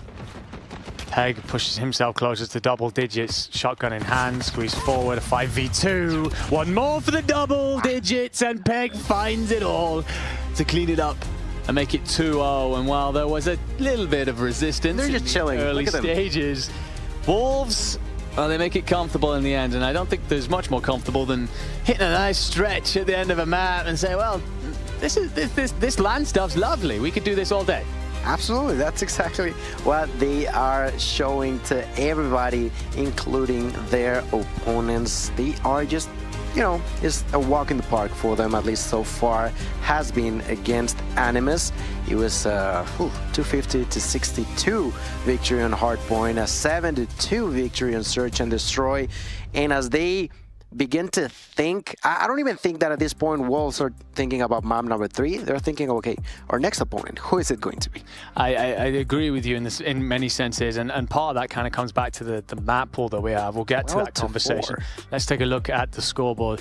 You're right, 12-4. That's a great stat line regardless of who you're playing against. King on his return, looking to reclaim the throne here and doing a wonderful job nice and early. Peg 10-5. It's just pretty. It's very pretty on the left-hand side. If you're a fan of the Chinese team, they are looking every bit the team that we expected them to be rolling into this. I know they've had to make that last second change, but they're still indomitable. For Animus, Shark 7-8, and he had a couple of moments. For example, that defensive round where he manages to slip through the line and find a first blood. Put in some great efforts to try to set his team up for success.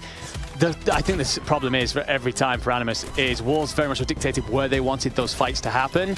For Animus, you're already playing against such technically skilled players that when they're then dictating exactly how they want it to go, it's so hard to find your way back into the fight. A highlight package here, I mean, snipers ruled the roost for sure. King, an example of that with the 12 kills in the end, and shut down anything that came out of Says, which says something because of how good Says was in map 1.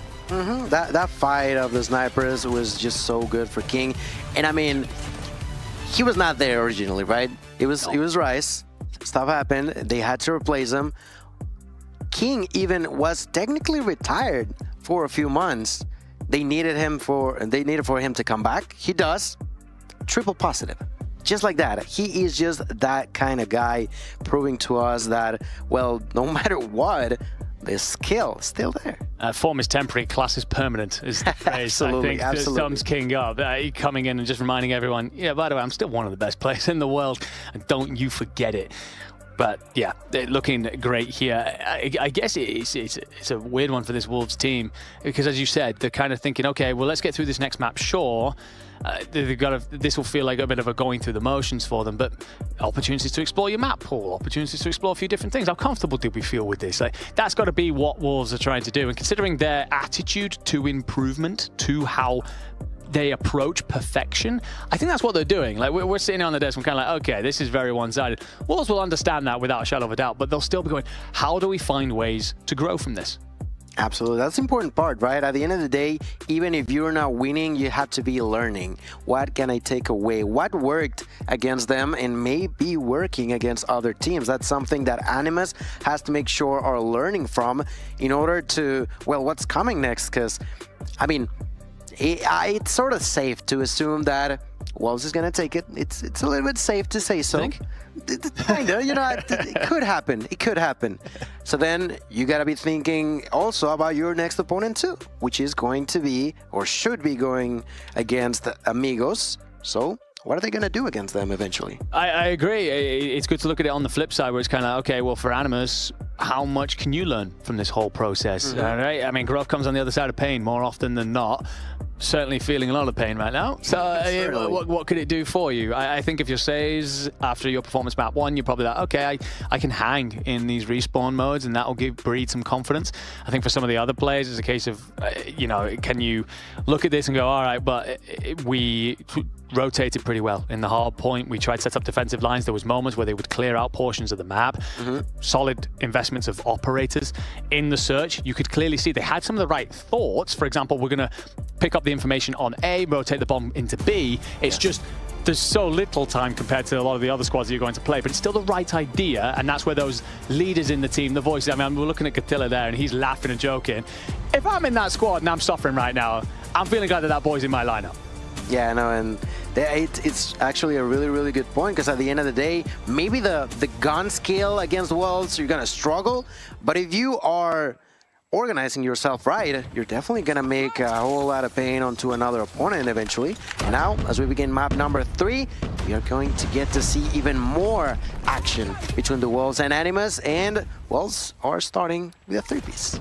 Yeah, they'll open up with the first 3. That being said, Animus answer back with 4. Keiru and Shark with 2 each.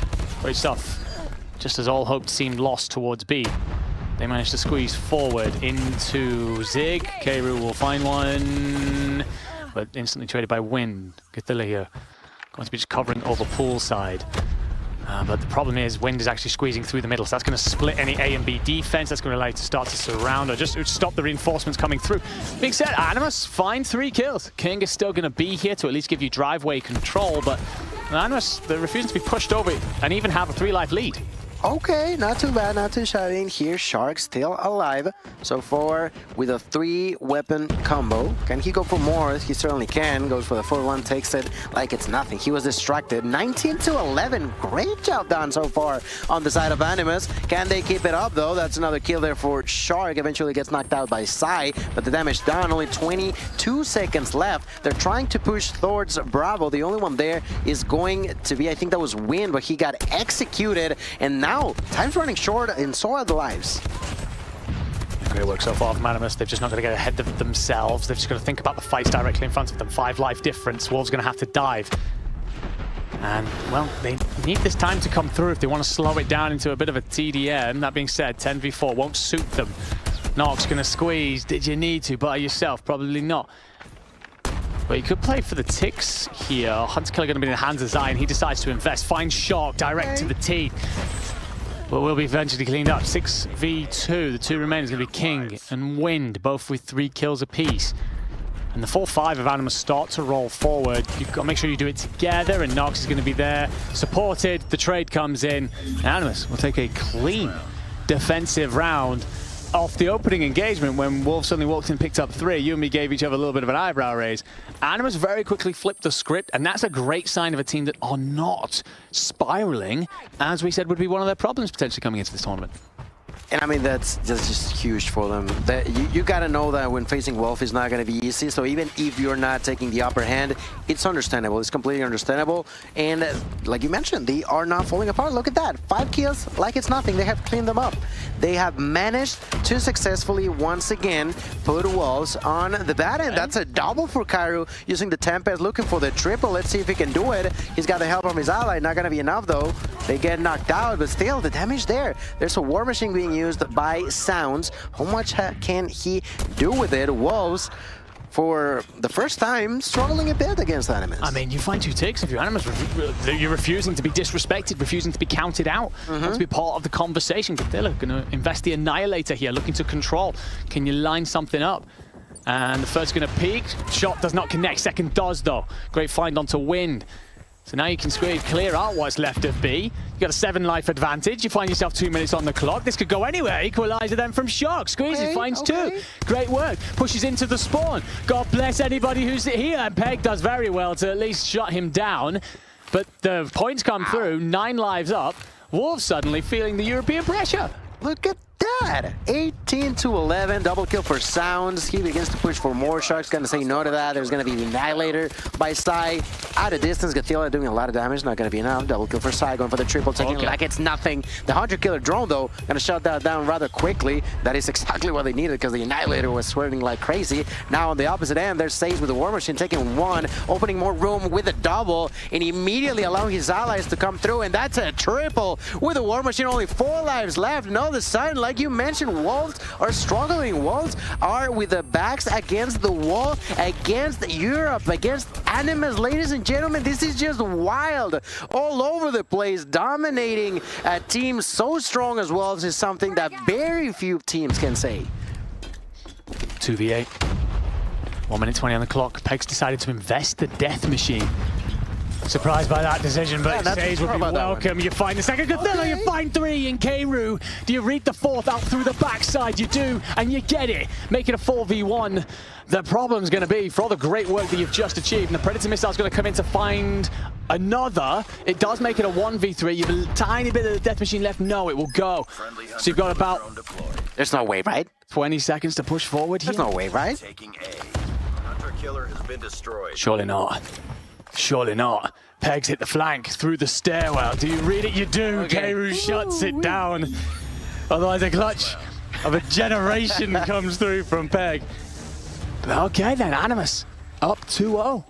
And Wolves didn't achieve a single tick in their attack round, so it's got to be 3 brilliant rounds back-to-back here. Very capable, sure, but again, Animus refusing to be bullied away here. Second best European team, maybe, but they're going to stand, stick their chests out, push forward, and fight yet again over at B.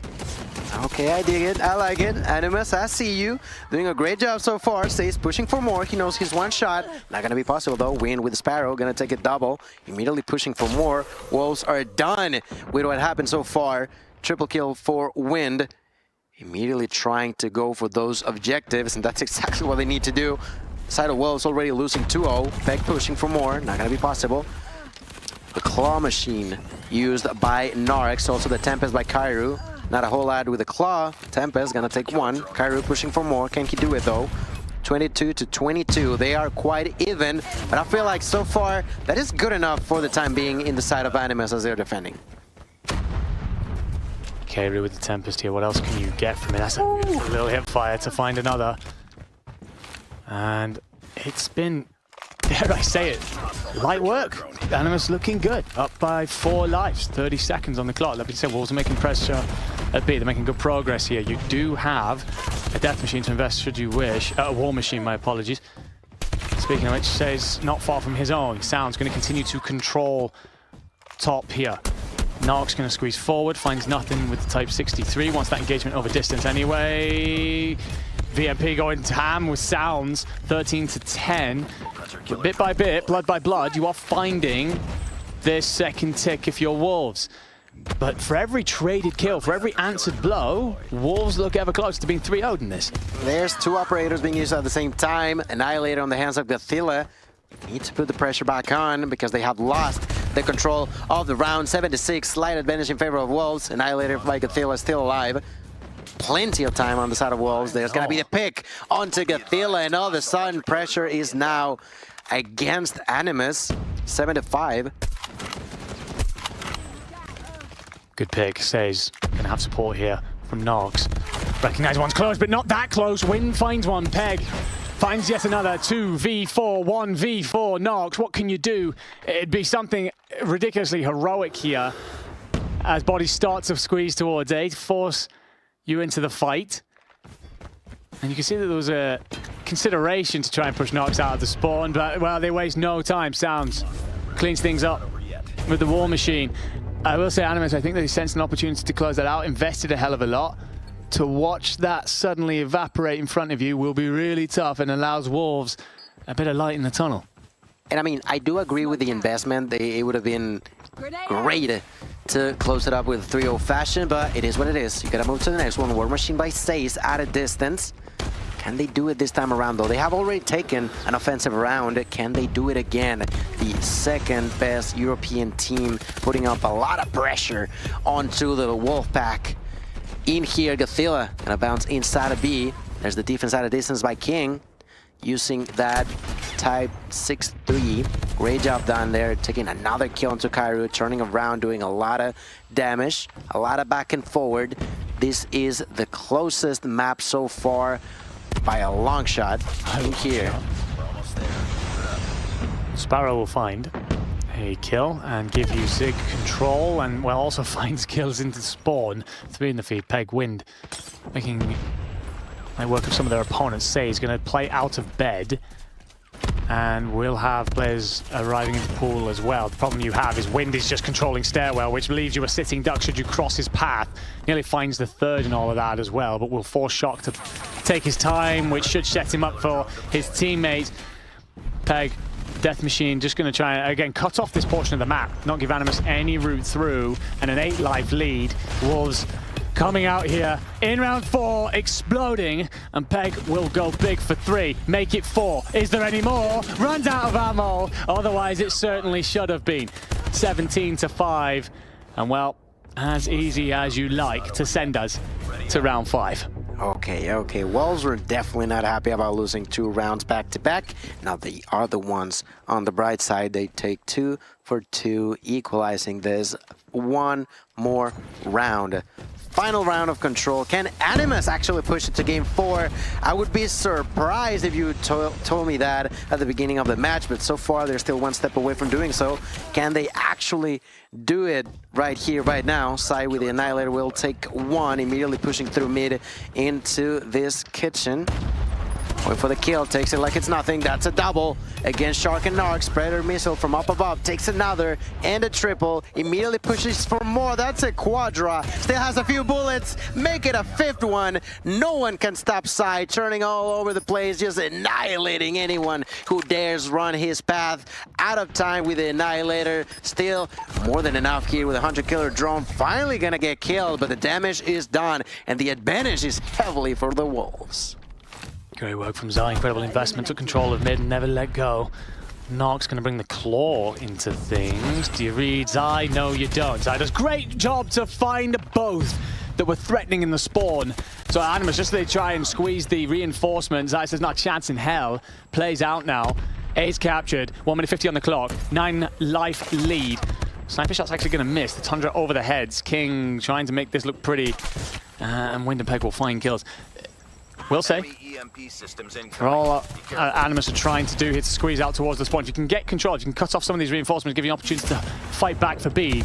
That means a King with the Tempest, and 9-19, so a 10-life lead if you are Wolves. 90 seconds on the clock, plenty of time to pick your poison. Pick your poison indeed. Right now, War Machine by the hands of Sounds, already 27 kills. 27 kills for him, gonna be spotted there by Narx, if I'm not mistaken.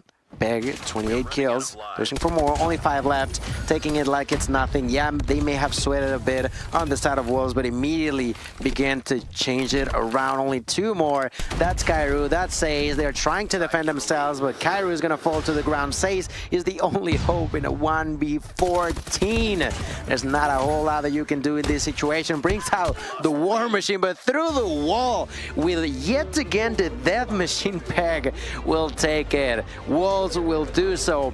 3-2 on control, 3-0 on the general, and still I would like to give a round of applause for Animus for a valiant effort, because it was Wolves they were up against, and they definitely, I feel like they shook a little bit there. Yeah, 100%. I think if you're Wolves, we spoke about their attitude towards perfection, their persistent pursuit of it. You'll be sitting going, how the hell were we 2-0 down there? And honestly, other than some operative execution, Animus could have taken that 3-0. Yes. And how that would have looked to everybody on all the other broadcasts catching up on the scores.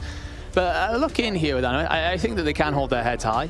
I think that, you know, map 1, that was tough. That was a beat down for sure. There was portions of map 2 where there was good signs, and then in map 3 you do some good bits. I think Sage in particular has himself a good series. Shark will top the ball for them, but on the opposite side, Peg 32 and 24, followed closely by Zai.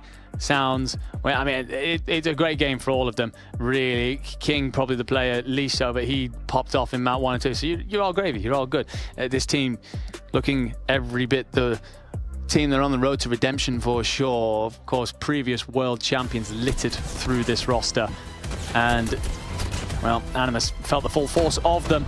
Europe will suffer early then here, and I mean, they did what they had to, which is bring up a fight, and they did, you know. Very true. We said, if you can play any of these close, can you learn a couple of things? Can you show you belong in this room? I'd say that you have. There will be plenty of other teams that suffer at the hands of Wolves through this tournament. There have been plenty of other teams that have suffered all year long to the hands of Wolves. So for Animus to stand up and be counted, to force Wolves to come out in full force in that control, that is where it's a case of, okay, how do we grow? And I think this is going to be very far from the last we see of this team. It definitely is not the last we'll see from this team. Once again, congratulations to Wolves. Although it's something that you would expect, they still got to do it. You know, at the end of the day, you can expect as much as you want from a team, but can they show it? Well, they do. 3-0 victory for the Wolves in match number 2 for the B group. Well done. No, absolutely. And you will face tougher tests for sure, but for every road that you have here to becoming world champion, there will be bumps, there will be obstacles. Some of them you have to come across. We call several teams in the past banana peel matchups. It's a case of this is one where you could easily slip. They weren't refusing, they were relentless in their pursuit of winning this. So clean 3-0, and that will then give us a look at the bracket, which we'll be looking at after 2 matches, which is set up the next 2 games. Of course, a reminder that New Gen Ninja saw 3-0 victory against Amigos Gaming. That was a fall from a series. That was a great one to tune in with. But Wolves will make it clean against Animus to go on through. So Wolves v New Gen Ninjas to decide who marches through to Saturday. In the lower bracket, Animus will play Amigos Gaming for the opportunity to push ever deeper. On to Group C, where we have more games completed. We know that Galoris beat Xochitl, but Q9 also clean against Davalos. Galoris and Q9 currently 1 apiece over there, so a beautiful matchup ongoing. Group D, TLE Esports, of course, fell to Street Gaming. Star Wars Esports cleaned up Bear Clan, but Street Gaming leading the way against the Garena team. I'm not sure many of you had that on the cards, so again, some beautiful matchups going on as winners play winners, and that means you're up against some really valiant teams. I mean, I'm not too sure what's going on in that Street versus STE, Star Wars Esports, but it is really, really interesting to see things like that. I do hope that you guys at home have the opportunity to be watching everything at the same time, because the action is never going to stop, and it certainly is not for us here on Group B. We had an outstanding match 1 and 2, but are we, you know, warming up to even more action throughout the day. 100%. We still got so much to settle here. I think it's clear that we're expecting Wolves to very comfortably make it through Saturday, but it feels like the other three teams, there's some interesting storylines brewing there, some opportunities for sure. We've seen some individual players step out, stand out a little bit. What can you do? Can you upset the odds if you're Animus, for example? Can you make that run? Amigos Gaming, of course, they will have been surprised a little bit by how good New Gen Ninjas look, considering them coming together. They've got an opportunity to kind of figure their way back through and set up that rematch that we're expecting to be there later on.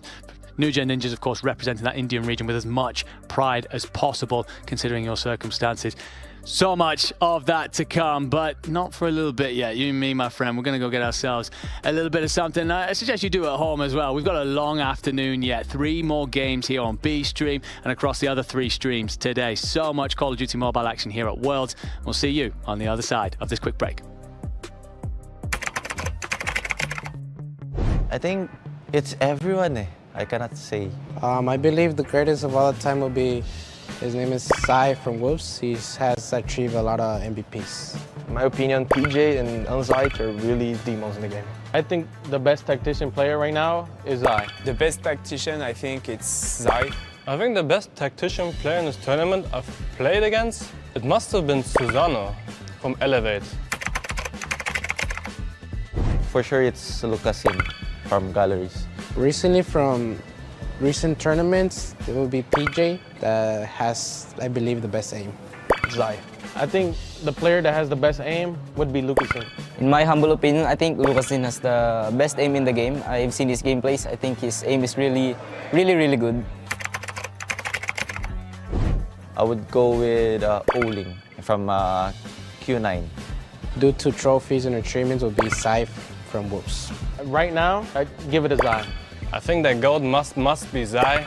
The greatest, I would say Zai. It's gonna be me in the future.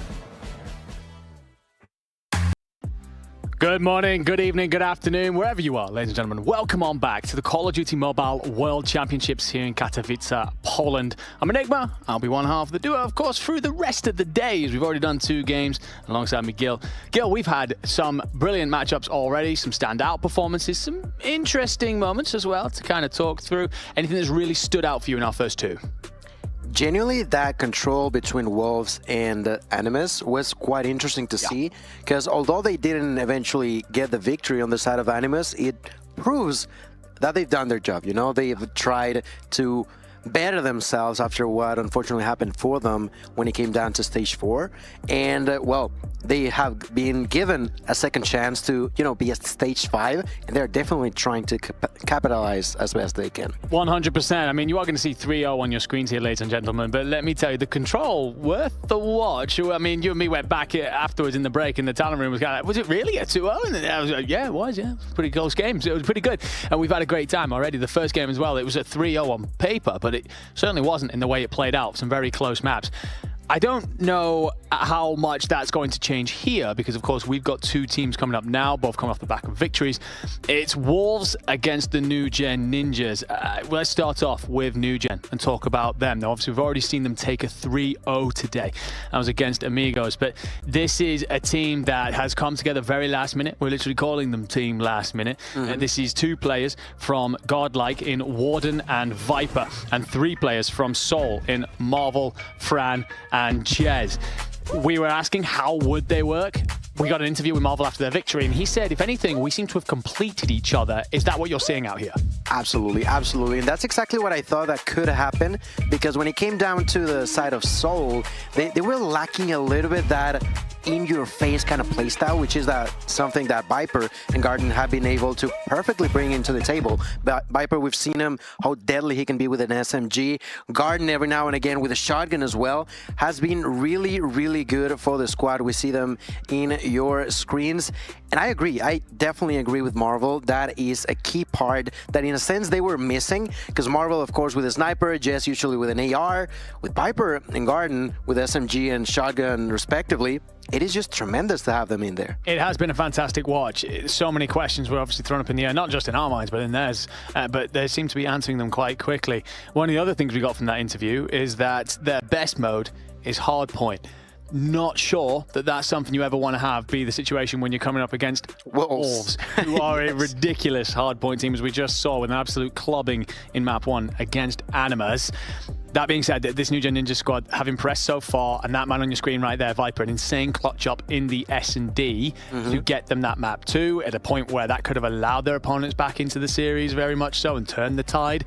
But also, he's coming in here with some pressure of the title of one of the world's best SMGs, making that claim stand some ground in the stages that we've seen so far. And now, well, it's going to be against Wolves that they need to prove a point again. It's going to be rather difficult for them, let's be truly honest. But at the same time, I feel like we're in for an even closer than what we had against Animus. You know, I feel like there's an opportunity for them to once again try their hardest and to put them in a difficult situation now, as we will be moving now onto a glance of, you know, the team from Wolves. It's such a good team. You know, historically, they've been doing so good. They've been playing together for such a long time that they just know so much about one another. They do indeed. This is, of course, Zai, Peg, Sounds and Wind, but bringing in King, as Rise unfortunately couldn't make it out here to the World Championships. And we were asking, would King be a player that was going to show everyone, remind everyone, you said yourself, he was retired. Well, he's stepped out of the slippers and well and truly into the front line, had a fantastic series. But for these guys, it is far bigger tasks that await them, and it is the hunt for redemption. Victors in 2023 came out last year and had a difficult Swiss stage, right? They were 3-2, kind of put themselves in a difficult position for the draw, end up against Elevate and lose. Now, Elevate go on to win the tournament. It's kind of like, okay, well, you lost to the Victors. That's not too bad. It just looks ugly on paper when it's top 8 because it was a single elimination bracket. This year, they not only get the double elim bracket to give themselves other opportunities, but they look pretty damn good. They do. They definitely do. Wolves, like you mentioned, they're just not happy about last year. That's the very difficult part when it comes down to single elimination. If you get against a tough opponent who, by the way, like you mentioned, was the champion. Yes. Oh, it can be rather ugly on that paper. 5-8, definitely not the greatest place to the what was the current champions at the time. So now Wolves, they have already took a statement. They have already said 3-0 on the first match, and I'm sure that they're aiming for a 3-0 on match number 2 for themselves. But is it possible though? I do feel like there's a chance that we can definitely see at least the map 4. I would still put my money on the side of Wolves, but at the same time, I feel like the side of New Gen Ninjas have an opportunity to at least, you know, steal away a map. Steal away a map, indeed. They could. We know there's plenty of talent across these 5, despite the fact that they will be coming in with completely made-up strategies and new roles and all that stuff. It's a case of, yeah, you've got 5 very talented players. You've got world champions in this list. So, it's a very good team indeed. You are correct. And up against Wolves here, they'll be doing everything they can to stand tall, stand very proud. And again, they got a huge backing in from that Indian region. So, their fans will be willing them on to victory every single step of the way. These two teams just getting themselves ready, loaded, locked. But this is those moments now where if you are New Gen Ninjas, it's where maybe that chemistry, that synergy that comes from a team that's been together for a long time really would have helped them, because you can talk in through your game plan. Let's go through our regular steps, what we've practiced and preached for a long time. And you've got to do that in the essence of this is what our strategy is going to be. If you're going to talk about your strategy, you need to know what the maps are. And that's good because we actually have them for you, ladies and gentlemen. Starting off with the Hacienda, map 1. We're then going to go to the firing range S&D. We've already seen how good Wolves look there. Map 3, Crossfire, Combine map 4, and a Standoff map 5 if we get all the way through. Looking at the picks, the bans, what we've already seen maybe from some of these teams and players, anything that catches your eye.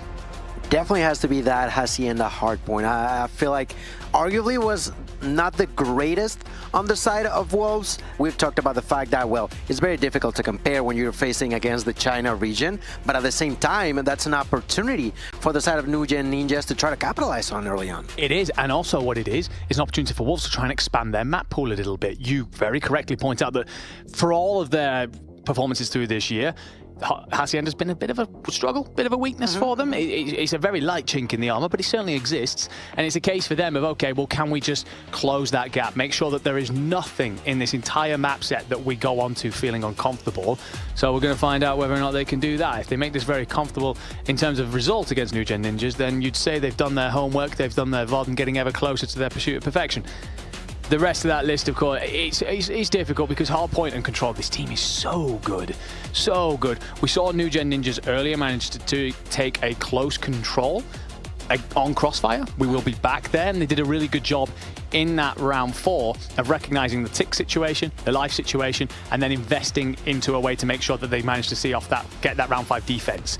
It's decision making like that, being a team unit, synergy coming through that will help them very much so against this Wolves team.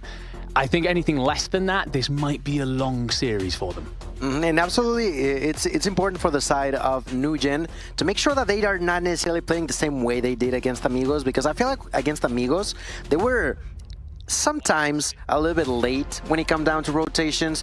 And although Wolves typically sometimes do that as well, it's not the same team, you know? You cannot rely on just breaking through your opponent every single time. You tried to be early, to be smart, to be creative when it comes down to rotating, to staying inside, to make sure that you are making them uncomfortable. And it's like a perfect opportunity for the two of them for completely different reasons. Very different reasons indeed, but both teams will be on the exact same device. It's the OnePlus 15, the official partner of the Call of Duty Mobile World Championships. A huge shout out to them for this glorious looking thing that the players will be competing on. We get a look at them here, all with it in hand, all getting themselves set up, ready to go. And I dare say on Wolves it's quite relaxed. They're all laughing, joking. They're always like that, you know? Yeah, I don't know if they understand what the word pressure is. I don't think so either. They're always so calm, so relaxed, just patiently waiting. It's just that they get up until the air at the very last minute, but before that, they're just chilling. Yeah, very calm and collected. We see the fist bumps come out, so we must be loading into the lobby. And you just sit forward in your seat a little bit more. That lean comes in. Let's lock in focus. For New Gen Ninjas, a strong start here would go a long way to answering just how good we think this team could be, or answering whether or not they've got quite a few gaps that the big teams are going to explore. Let's get off to it then. That one in the series. And it's all about the fight for these top halls. Zai's going to get the nade out early as New Gen Ninjas send bodies on towards the point. Zai peers over from the top. Peg's going to dive initially. Pinstripe as Marvel and King find kills. Answered with Fran as well, finding 2. That's great work just to lock down that open side. And that being said, though, Peg is still in the point and finds 3. Finds 3 just like that, rather quickly, immediately finds himself inside of that fountain area. And so far, Wolves taking the hill, Wind helping out, Fran trying to bounce inside of the hill and successfully doing so. Great job there by the New Gen. Eventually, Peg once again causing some more chaos, some more pain at a distance. Peg in here already with 6 kills, gonna be stopped in his tracks by Viper. Side of New Gen, so far getting a few kills, but not necessarily capitalizing as much inside of the hill.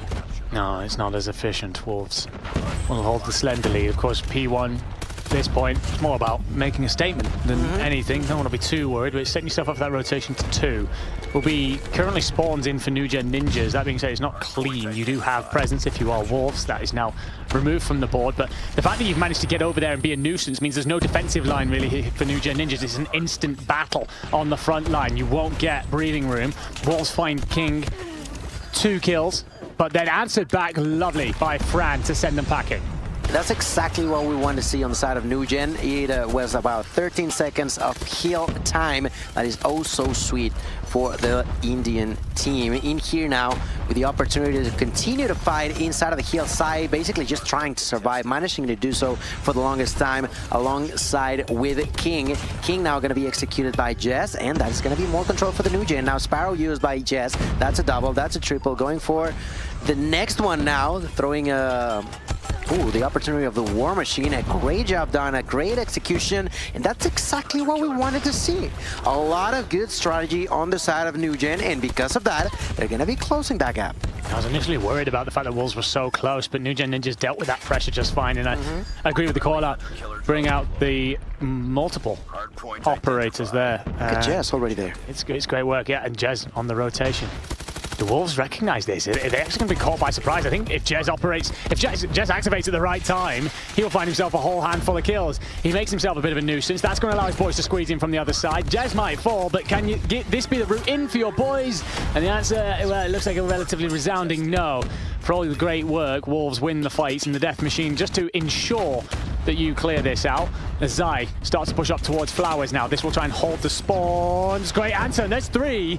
The equalizer certainly being that in the fight. Split feed for now, but it's still going to be Wolves holding this slender lead. That being said, New Gen Ninjas, they're not exactly far away. They're willing to be a part of this. 20 seconds left, and here's Marvel with the Death Machine, gonna be executed, but gets intel for his allies. Just with the kill, gonna turn around through the smoke, doing a little bit of damage, taking out the gloves, taking that kill onto his opponent. Eventually bites the dust, but it does not matter. New Gen are fighting against Wolves, neck-to-neck, triple kill for Sai. That was actually a quadra. Eventually gets knocked out, but the damage done. Well done on the side of Wolves, 70 to 57. The rotation once again slightly earlier on the side of New Gen. They are doing what they have to. They know that it's very difficult against Wolves, and although it has been, they are still neck to neck. Peg finds 4 off towards the V5, all dead. The Chinese team will run amok here over towards P4 as the New Gen Ninjas thought that they had themselves garage control. Apparently not. Lambo will be a costly investment. That is still a close spawn for Wolves. They can still do something here. Predator missile going to come in. Doesn't connect but didn't need to as 3 Wolves players find kills. Jags the Sparrow finds absolutely nothing. So it's a little bit of a back and forth, but Wolves getting themselves a bit more of a lead than they've had through these last 2 hills. Now getting towards 30 points. And for all of New Gen Ninja's great work, it continues to be that Wolves are holding the lead. And we've seen this already through this afternoon. There will come a moment where someone decides to turn the screw and pop off this team. Yeah, it's important for New Gens not to stop, not to press that brake. They need to keep pushing. Right now, the disadvantage is 33 seconds, 100 to 67. And as we go back onto point number 1, what can they do to prevent what happened on the last rotation? We're about to find out. So far inside of the hill, there's going to be a few players for New Gen. They eventually get kicked out. Great job done there by Sounds. Immediately bouncing in. He has the opportunity of a War Machine. Not too sure if he's going to be using it on point 1, but there's the Tempest.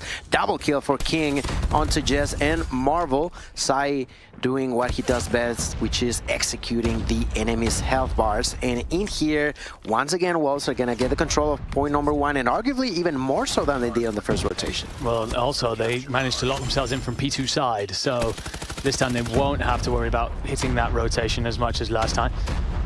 Trying to fight themselves through, as long as they can continue to hold. Zai finds 2. 10 seconds left on this, so you begin to look towards who's making the moves off towards Lambo.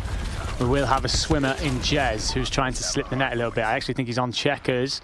And if he gets there without Wolves recognizing, he could be the thorn in the side that the Indian squad are going to need. And he does find the open. So beautiful work from him. Can he stay up for long enough? He can do better than that. He finds a second kill as New Gen now starts to scramble towards the point to back him up.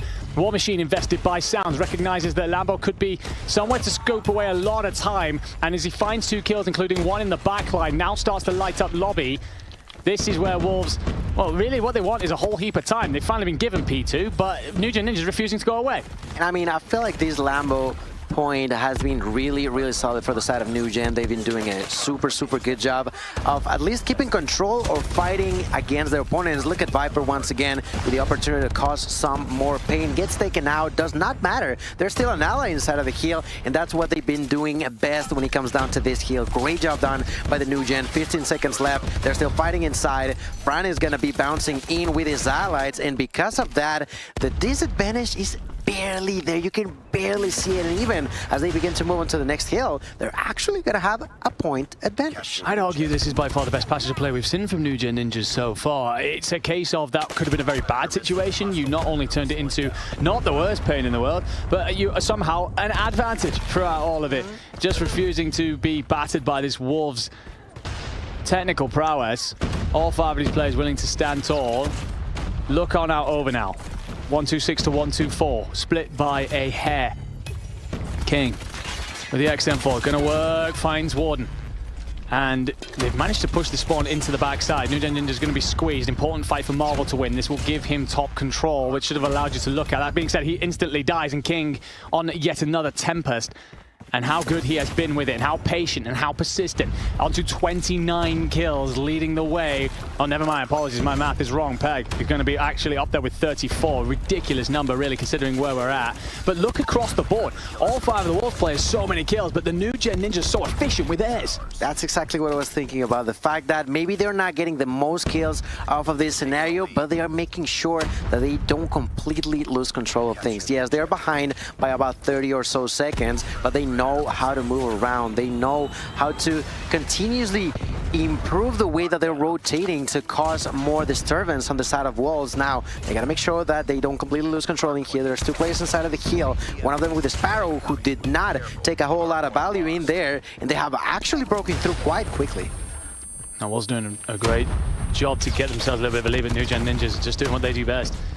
Being a thorn in the side at all times. If your Sounds, you're tucking yourself in just to contest this, you'll let the chaos ensue around you and let your boys support. Peg, Sounds, they do a great job. Sounds with yet another.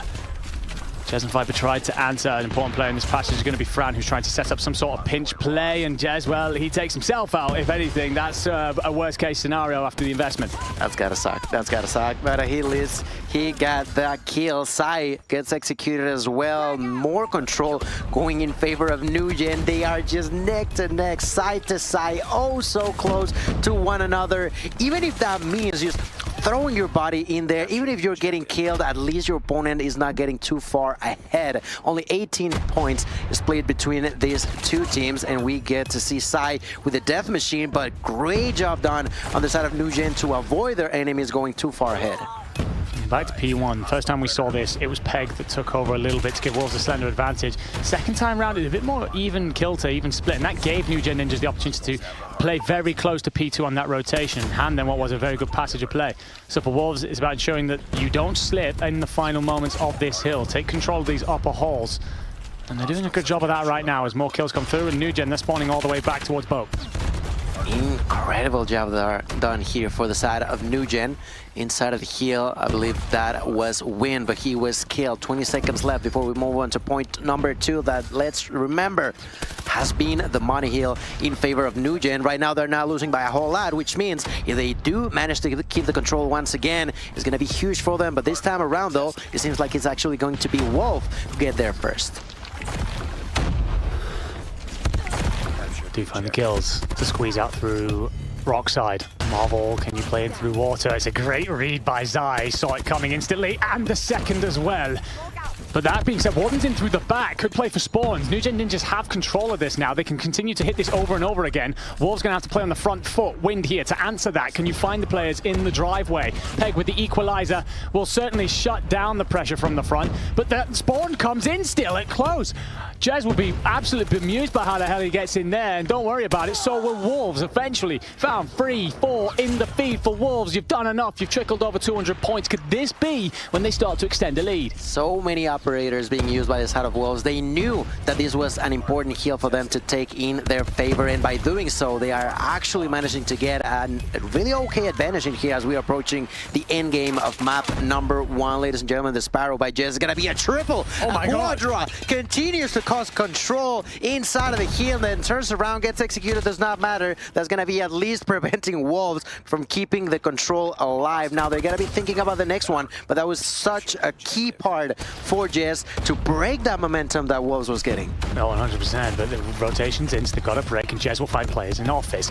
Peg cleans out top court, but falls. Sounds going to be on the front line. As we'll say, New Gen Ninja are doing a good job here of just trying to squeeze this. They need that mid control, though. They need top plat in order to collapse on top of it. Marvel, Fran, Warden finding kills. Wind answers with one, but New Gen Ninjas have broken in.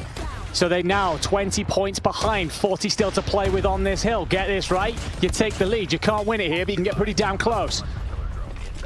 He certainly can get close. 30 seconds left.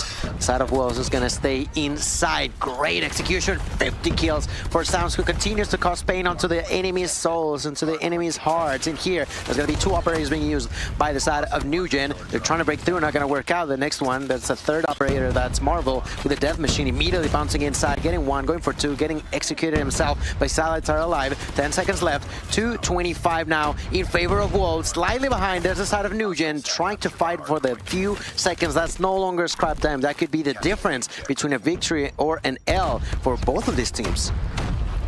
Could be. As we rotate to Rock, we'll likely settle it here. Could well be the last dance unless NewGen Ninjas have something to say about it. And well, it won't be very much. 4 kills for Wolves. Sounds with the VMP up close, finds a kill.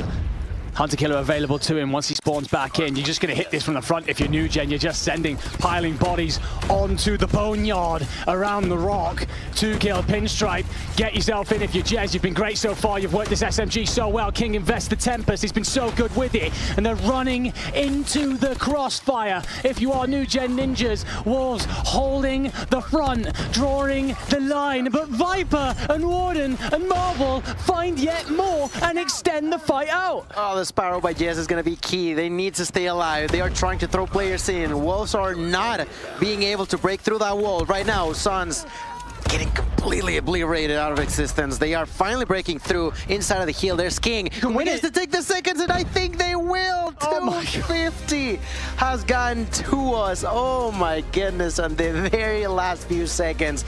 The side of Wolves are going to do it, and look at them just be like, it is what it is. It is what it is. They're just happy to be here. They're just happy to be doing what they love the most, which is winning. And what a way to do it at the same time that NewGen was doing super good when it came down to strategy. Wolves managing to once again take the lead. They did right there at the end. Honestly, if we'd seen another hill there, we dropped back towards a P1. That's been split all the way through that map. That could go either way, for sure. And what a story that would have been. NewGen Ninjas run it close. But the important thing looking at this scoreboard, eye up the difference in the kill deaths.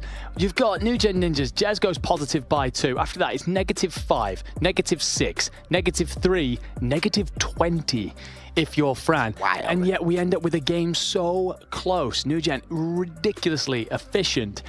It's just one of those, you look off towards the left here, where the Wolves players put up so many kills. Eventually, you just break from that tide, that flow that is overwhelming. You sink under that wave at points. And unfortunately for NewGen Ninjas, it was just at the end there where they just about couldn't push it to that next hill. It is what it is, but I gotta say I loved it. Really well done on the side of NewGen, proving to us that, well, they have formed a really good way of playing, because at the end of the day, yeah, of course, you can get as many kills as you want, but if you're not capitalizing on them, it's not really gonna mean a whole lot. This time, although they were heavily losing with the kills, it was for good reason. They were constantly making sure that you were pushing enemies behind. Even if you lose 4 players in the process, if you manage to keep the 5th one alive and the remaining continue to harass the others, it worked. Well, I think about that Lambo hill where Wolves had rotated in. Second set of hills, Wolves have managed to get themselves control of P1 pretty well. NewGen Ninjas put up a couple of kills late, which is great, gets them close to P2. But Wolves probably think to themselves, we've got ourselves a nice little setup here. And over again, NewGen Ninjas kept coming, battering on the door. And it just meant, in the end, actually, NewGen Ninjas walked away profiting from the whole situation, took the lead in the map. And I think that that kind of speaks to the quality of these 5 players. They are coming into this very last second, very last minute. They're trying to make it work on the fly, pushing the best team in the world, the honorary best team in the world, I guess, at the minute. Is the squad that everyone's saying in the interviews is the one to beat. So close. That's got to feel good off the back of it. It has to be. It has to be. And I mean, you maybe had to turn the oven really high, but they are definitely coming in hot on the side of the NewGen Ninjas. They have managed to get close onto the hard point. Now, what can they do on Search and Destroy? They did feel, according to Marvel words, that Their best game mode was hardpoint, but in here, it's not only about the hardpoint. They gotta move onto the search and destroy. And now we're moving on to what is the least great game mode for the side of Wolves, because I cannot say it's the worst, right? You cannot say that they play bad in any mode. No, you are completely right. We have had the opportunity to see how Wolves play on firing range. It was comfortable in the end, 7-2, if I remember that correctly, against Animus. There was an early resistance from Animus. There was a couple of interesting moments where, especially on offense, I think you had moments where it was a bit, we're going to full send this strategy, and we're just going to, we saw gaps in the setup. But also, it's a case of, well, I think that was Animus making plays that no one saw coming. So for New Gen Ninjas, will it be the same story? After all, this is 5 players coming together at the very depths of this tournament. Or is it a case of, all right, well, they're going to play a bit more how we're expecting, and as such, that's going to make it simpler for us. King was the player that really popped off last time. He went 12-4, if I remember correctly. That's correct. And as such, I think it's largely on him again to control that sniper battle, lock things down, ensure his team can roam freely. But this time around, though, is going to be going against Marvel when it comes down to the sniper, so it's going to be huge in there. I would like to say that I noticed that at least Wolves was more of a reactive kind of team when it came down against Animus. So if the side of New Gen try to be a bit more proactive, a bit more fast when it comes down to the decision making, that could be something that could allow them for some sort of opening in their favor as we begin with round number 1. Once again, King with the sniper, and of course on the side of New Gen, it is Marvel and Viper with the sniper. And King will open up with the blood onto Jez. I will say I was curious about how New Gen would approach this. When we saw them in the S&D on Coastal, they were extremely aggressive towards either site. They did change it up here and there, but their game plan was clearly to overwhelm with numbers. They will not be given such luxury here. Of course, far more difficult to move around on firing range. You get to a certain point in the map and it's a bit of a dance, a bit of a do-si-do. Let's see now. Taking a few seconds to think. What is our next move? New Gen Ninjas patiently waiting. Fran slightly pushing forward. Nothing too crazy, at least just yet. Sai gets a shot, but immediately executed. That's a trade back by Wind. Player lead still going to be in favor of Wolves, with 3 alive on the side of Ninjas. The one carrying the bomb this time around is going to be Fran. Currently waiting. They seemingly going to be pushing towards B. A few nades are going to be tossed. Nothing too crazy. 40 seconds left now. I don't think Wolves have seen this. Sounds is about to find out that 2 players are squeezing up towards B. For Viper and Fran, it might be a timing thing. And the nade comes over and I think it connects, so that gives it away, but Fran finds one. Fran, do you find 2? No. Peg makes enough out of the close fight. Viper then answers. So 1v2, you know where one player is, but you haven't spotted King in the mid, and that's what that results in. Beautiful shot as well to adjust up into the forehead. And that'll be the first round on the board for Wolves. That trademark, traditional, slow, defensive play will force you to come to us. We'll lock everything down in the meantime, but as soon as there's any noise or intel, very quick to react to it. Absolutely, that's the thing, the reaction time they have on the side of Wolves. You may manage to surprise them, but for how long? That's the biggest thing in here. The surprise only lasts a few seconds. That was not enough for the side of New Ninjas. New Gen Ninjas have lost the first round. What are you going to do now? Are you gonna still play it slow? So far, seems to be the case. Going for picks, at least to begin with. Marvel here, at a distance, not gonna spot anyone just yet. Smoke all over the middle of the map. There's Sai, receiving a lot of damage. Still managing to stay alive though.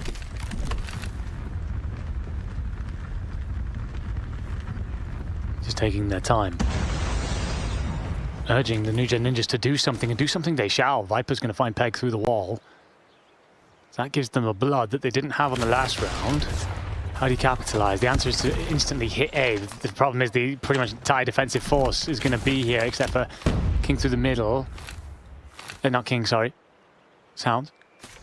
Let's slow it down again. 3v4, we're basically back to where we were. Bomb going down. Fran gets it. 40 seconds on the clock then. If you're Wolves, the big player for me sounds, can you get round the back? Can you set up some sort of pinch situation? The answer is no, you get plucked out of the sky. That's going to be the Marvel effect. Takes a kill, still an advantage in favor of Nugen. 25 seconds left. Wind and Sai remain alive. Right there, Wind with a kill into Jess. 2v2 now. All of a sudden, 20 seconds. Time's ticking. Slightly short, low time. Sai gonna get executed. Wind with a knock. Only 10 seconds left. And if you see on the minimap, try to reposition. Great spot for Viper. Only 7 seconds left. And that is just not going to be enough. Yes, you get the kill, but you cannot defuse the bomb. That was really well played by the side of Nugen. Just making sure that even if you get killed, you are just slowing things as much as you can. And because of that, the bomb is going to explode. We're going to get things even. Yeah, I think Nugen do really well. They want to get that bomb down, 3 of them back off towards bathroom, and you end up in a spot where, because I thought if Sounds gets round through the back here, they set up a pinch, they collapse on you, that's going to be a nightmare. A great shot by Marvel. Pluck him from the top, bro. Nice. And Fran on King. Great first nade to find King. You're right to highlight it. That's the big sniper player who's been so good on firing range removed from the board. That is just huge news on the side of Nugen. They're trying to immediately capitalize on it. They know that there's a player there. There's going to be one. There's going to be two. And a triple in favor. Fourth one now for Wolves. What happened? Everybody is pretty much down. Only Marvel remain. Gets the knock on to Wind. That was a 1v4, now 1v3. But incredible way to turn a not so great situation into something beautiful in the side of Wolves. They know where the bomb is at. They just got to wait. They are so good at just playing it slow. All they need to do is defend, and they know it. They have to wait. They do. They find him. They kill him. Just like that. Sounds with an incredible round. Not just the number of kills, but the impact of it. It felt like if he was found in that corner for free, that would be given up and a significant disadvantage for Wolves to overcome. Zai tries to hit a little sexy one through the middle of the map. Out go the trophies as Wind plays himself inside of the trailer. And, well, it's a full send from the Nugen Ninjas. They made their way to B, at least 4 players. Viper's going to cover the backside of Banana. Marvel's just still going to hold from Wood, but I don't know whether he's just intending to be there as a distraction or catch someone wrapping through the back. Huge pick from Viper to find Peg through the middle of the map. Gives you numbers advantage, but I will say, though, King's arriving with a sniper through mid, and he's been great there so far in the 2 maps we've seen him. Okay, so once again, they get the first blood. Let's see if they can make it happen. They want to plant the bomb. Look at Jess, gonna do so. Sounds gonna have the opportunity to stop it, and he does. Well done there, but immediately getting the trade. That's a good back and forward for Nugen. They lost control by the bomb though, so the side of Wolves, they know that if they pick it up, they're over there. Marvel gonna get executed. 3v3. Garden takes the opportunity to plant the bomb. And the help from Fran to survive. That would have been tricky there against King.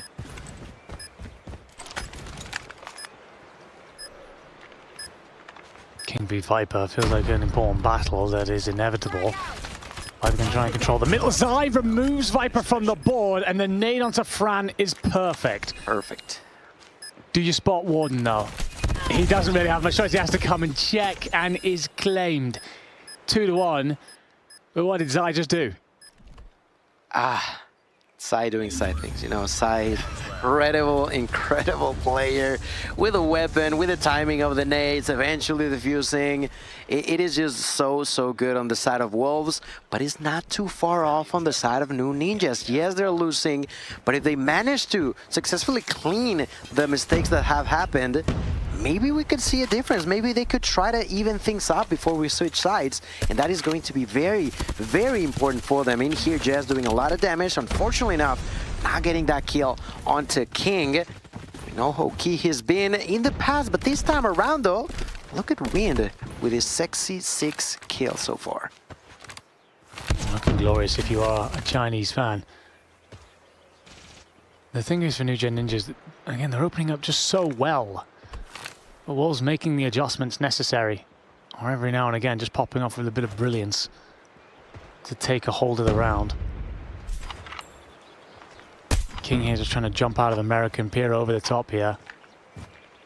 The spot where you've seen Marvel multiple times towards Wood. He's actually going to be nearer to Bath. Zai, oh, gets a little bit fancy with it. Marvel misses though. Pressure starts to move towards B then. Such a difficult bomb site to take fully. Such a hard place to lock down. Warden's managed to find himself in this deep back corner. The problem is he probably knows the second I round this side, I'm going to get hit by a sniper. So you've just got to give up a large portion of it. And Marvel does well to find King through the middle. Slide out of your sounds. You find 2-3. Not a chance in hell. How do you get away with that? And he survives. That was wild. God. That should not have happened. New Gen definitely dropped the ball on this one. But at the same time, that triple kill for Sounds, it is just completely outstanding. Managing to survive too, that is just insane. Now ramping up those numbers all the way to 7 with that triple kill. Well job done. Right now, last round before we flip spawns. And although it has been close, I feel like a key part, unfortunately enough, I had to point out, is Jess has not been doing his job. He's still with the donut so far. He's trying his hardest, but it's just not been enough. He's right now planting the bomb, and that will connect. But with it's not. God. Perfectly placed nade from Wind. And there was follow-up there just in case as well. That's enough. Marvel will remove King from the board, make it a 2v3. Fran reads Wind in the corner. Can you do enough though? Wind's ready for this. Just waiting. Fully aware. Marvel's going to push up through the long lane and, well, make it a 2v2. Great patience from Fran. And Marvel then catches Zai trying to wrap through the back. So give themselves an advantage. Bomb will go down momentarily unless Marvel strays out far too far. And the decision's been, actually, we're going to move this to A. And Peg... He thought they were going to B. Peg thinks, Peg thinks Marvel's doing something rogue, and he's about to find out that actually payload's been moved. Bomb down, 40 seconds to go. These two will regroup. Peg to do something magical, or do New Gen Ninjas get themselves a bit on the board? That's a great spot for Fran to be at. He has seen him. Gonna make the call, immediately backs out. That's so smart, that's so good, and at a distance. Once he's been baited, he just pulls him over, and it is Marvel to execute that kill. Well job done once again for New Gen. So no moment of magic this time from Wolves to defend the objective. Reclaim The enemy has the bomb. a round. Fran's going to squeeze forward aggressively here on the defense, gets himself inside of trailer. Be interesting to see how Wolves look pushing forward. He now gets to dictate exactly where this bomb goes, exactly how they want to play. No more New Gen Ninjas controlling that scenario. And, well, A's the intended target. We're not messing around with B. We're going to move this as quickly as possible. And bomb does get down. I was a little bit worried it wouldn't as nades come over the top, but you've also found yourself 2 kills. 3v5, bomb down, looking great. Looking very, very good. King with a kill onto Fran. That Sounds with a kill onto Jess. All of a sudden it's a 1v5. Viper completely on his own will get destroyed by, I think that was Wind. That's another round for Wolves in a perfect one without losing a single player. That is potentially what could snowball against New Gen. They have to do something right now. Man, we're 8 rounds deep. Yes, what is going on, man? Yeah, you hate to do it, you hate to pick it out, but that has to change if you stand a chance in hell. Marvel gets the blood against Wolves. I will say the bloods really haven't mattered too much. 6-2 currently in favour of New Gen Ninjas. Look to the top of the screen, you'll see the scoreline does not exactly reflect. PKM in the hands of Peg.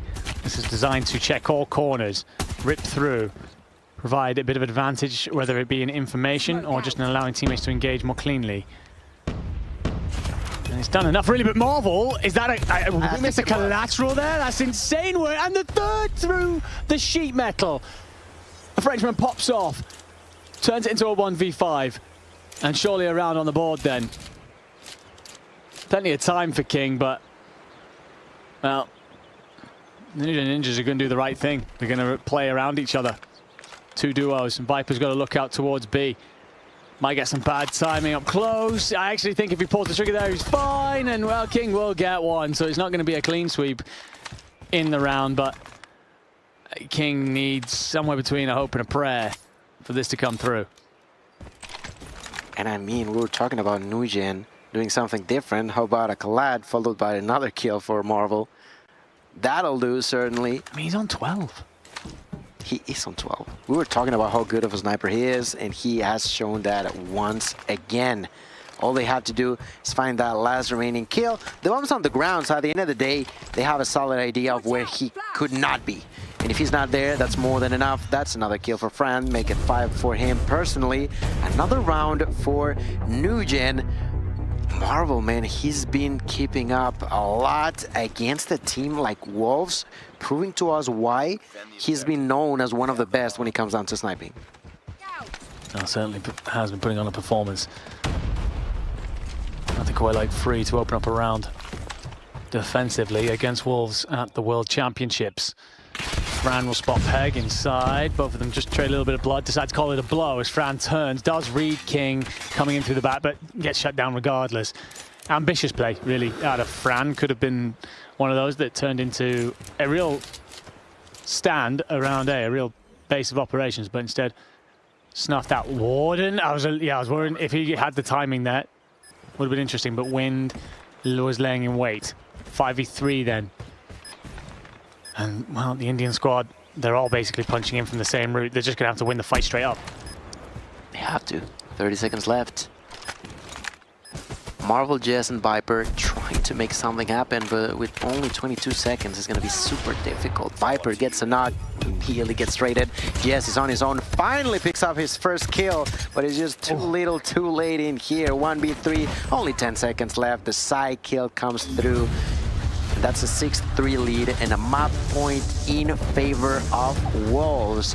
New Gen Ninjas, although did a good job of fighting at the beginning, it still comes down to the results, and the results are not there quite yet. Certainly aren't. Definitely a far sterner test than they face against Animus, but Wolves still making it look simple. Win checks multiple corners. VMP in hand, going to get close enough to make it incredibly effective. Fran's going to bounce a nade off the trailer, but it doesn't connect where he wanted it to do. Marvel forced away from American. That nade does the work though. Viper over the top, and you'll be recognizing that that's bombed down then. So you know what you're trying to control. And I wonder then if you start to get Fran coming over from B, just to try and swarm around this. The enemy has the bomb. They managed to pick up the bomb again, so they know where they're at. They're actually gonna plant the bomb like it's nothing. How to get away with that? That shouldn't have happened. That's a bad call there for the New Gen. Ninjas have to now begin to push forward. The time, the double, I think that was a collide yet again. A beauty of a fest for sniping here in this map number 2. 25 seconds left. The side of Ninjas are trying to push inside. He's gonna take a triple. Now only 2 more left. Jess gonna execute a win. 3v2 may not be enough. That's a quadra for Sai and an ace for the Wolves player to complete the mission. An outstanding round for an outstanding player, ladies and gentlemen. Another victory for Wolves. New Gen seems like they used all their gas at the beginning and started fading away in a sense. I think so far, every time we've seen Wolves, there will without doubt be sterner tests that they face through this tournament, for sure. But every time we see them on the attack ground and they get to dictate where the bomb goes and where they want to play the matchup, they don't have to sit a very spread defensive line. No one seems to come close. It takes a moment of magic from Marvel to even find a round. After that, it was not pretty even for the Indian squad. Look at that. Sai wanting to outshine King. He was 12-4. He's 13-4. He's had himself a great performance, a couple of takeover moments for sure. Not more so than that last round, which you'll be very glad for. But it's, yeah, impressive from all 5 players, at least even or above. And all a part of, I mean, I'm looking at, for example, Wind here, 5 assists. We know how important those can be in these fights. So often trying to play around trades, just trying to take advantage of the numbers. So often Wolves had a numbers disadvantage. It's about setting your boys up for success. I think back to that round where Sounds finds a 3-piece over towards B. should never have managed to do it. Just incredible technical skill that stops this game being closer. New Gen Ninjas, it's certainly not a bad performance, but moments like that from Zai, like what do you do? How do you counter that? Don't even see it coming. That's the main issue. How do you counter something like that? That was the collab right there and the extra kill that he eventually got onto Wind. It took that for the New Gen Ninjas to actually steal another round, but then after that, it was just wolves for days. The pack is just so well organized. It's just too difficult of a team to beat. And for that, they have earned themselves yet another 2-0 lead. They have. I'm gonna look ahead then to the controls. We got a picture look here at Sanli just ordering the troops, just ensuring that all the ducks are in a row. Do we understand what it is that we need to do next? Again, it would be so easy for a team like this to just, we'll walk through the groups, it'll be fine, we'll get to playoffs, then it'll start to matter. No such thing. It is all about, okay, well, yes, we won the S&D, but we lost 3 rounds. How do we stop that happening in the future? Forever, just tinkering, finding the small things that turn into big victories later on. New Gen Ninjas, I will say it's quiet up there for them, but it's difficult because so often in a team you have a leadership group, you have a hierarchy, it's almost like a social club. You know the person who, if things aren't going well, they'll look over at you and go, look, we're all right, we'll be fine, let's figure it out, let's pick it up. As 5 players that are newly coming together, that's a difficult thing to build. That's a difficult situation to be in, the dynamic here.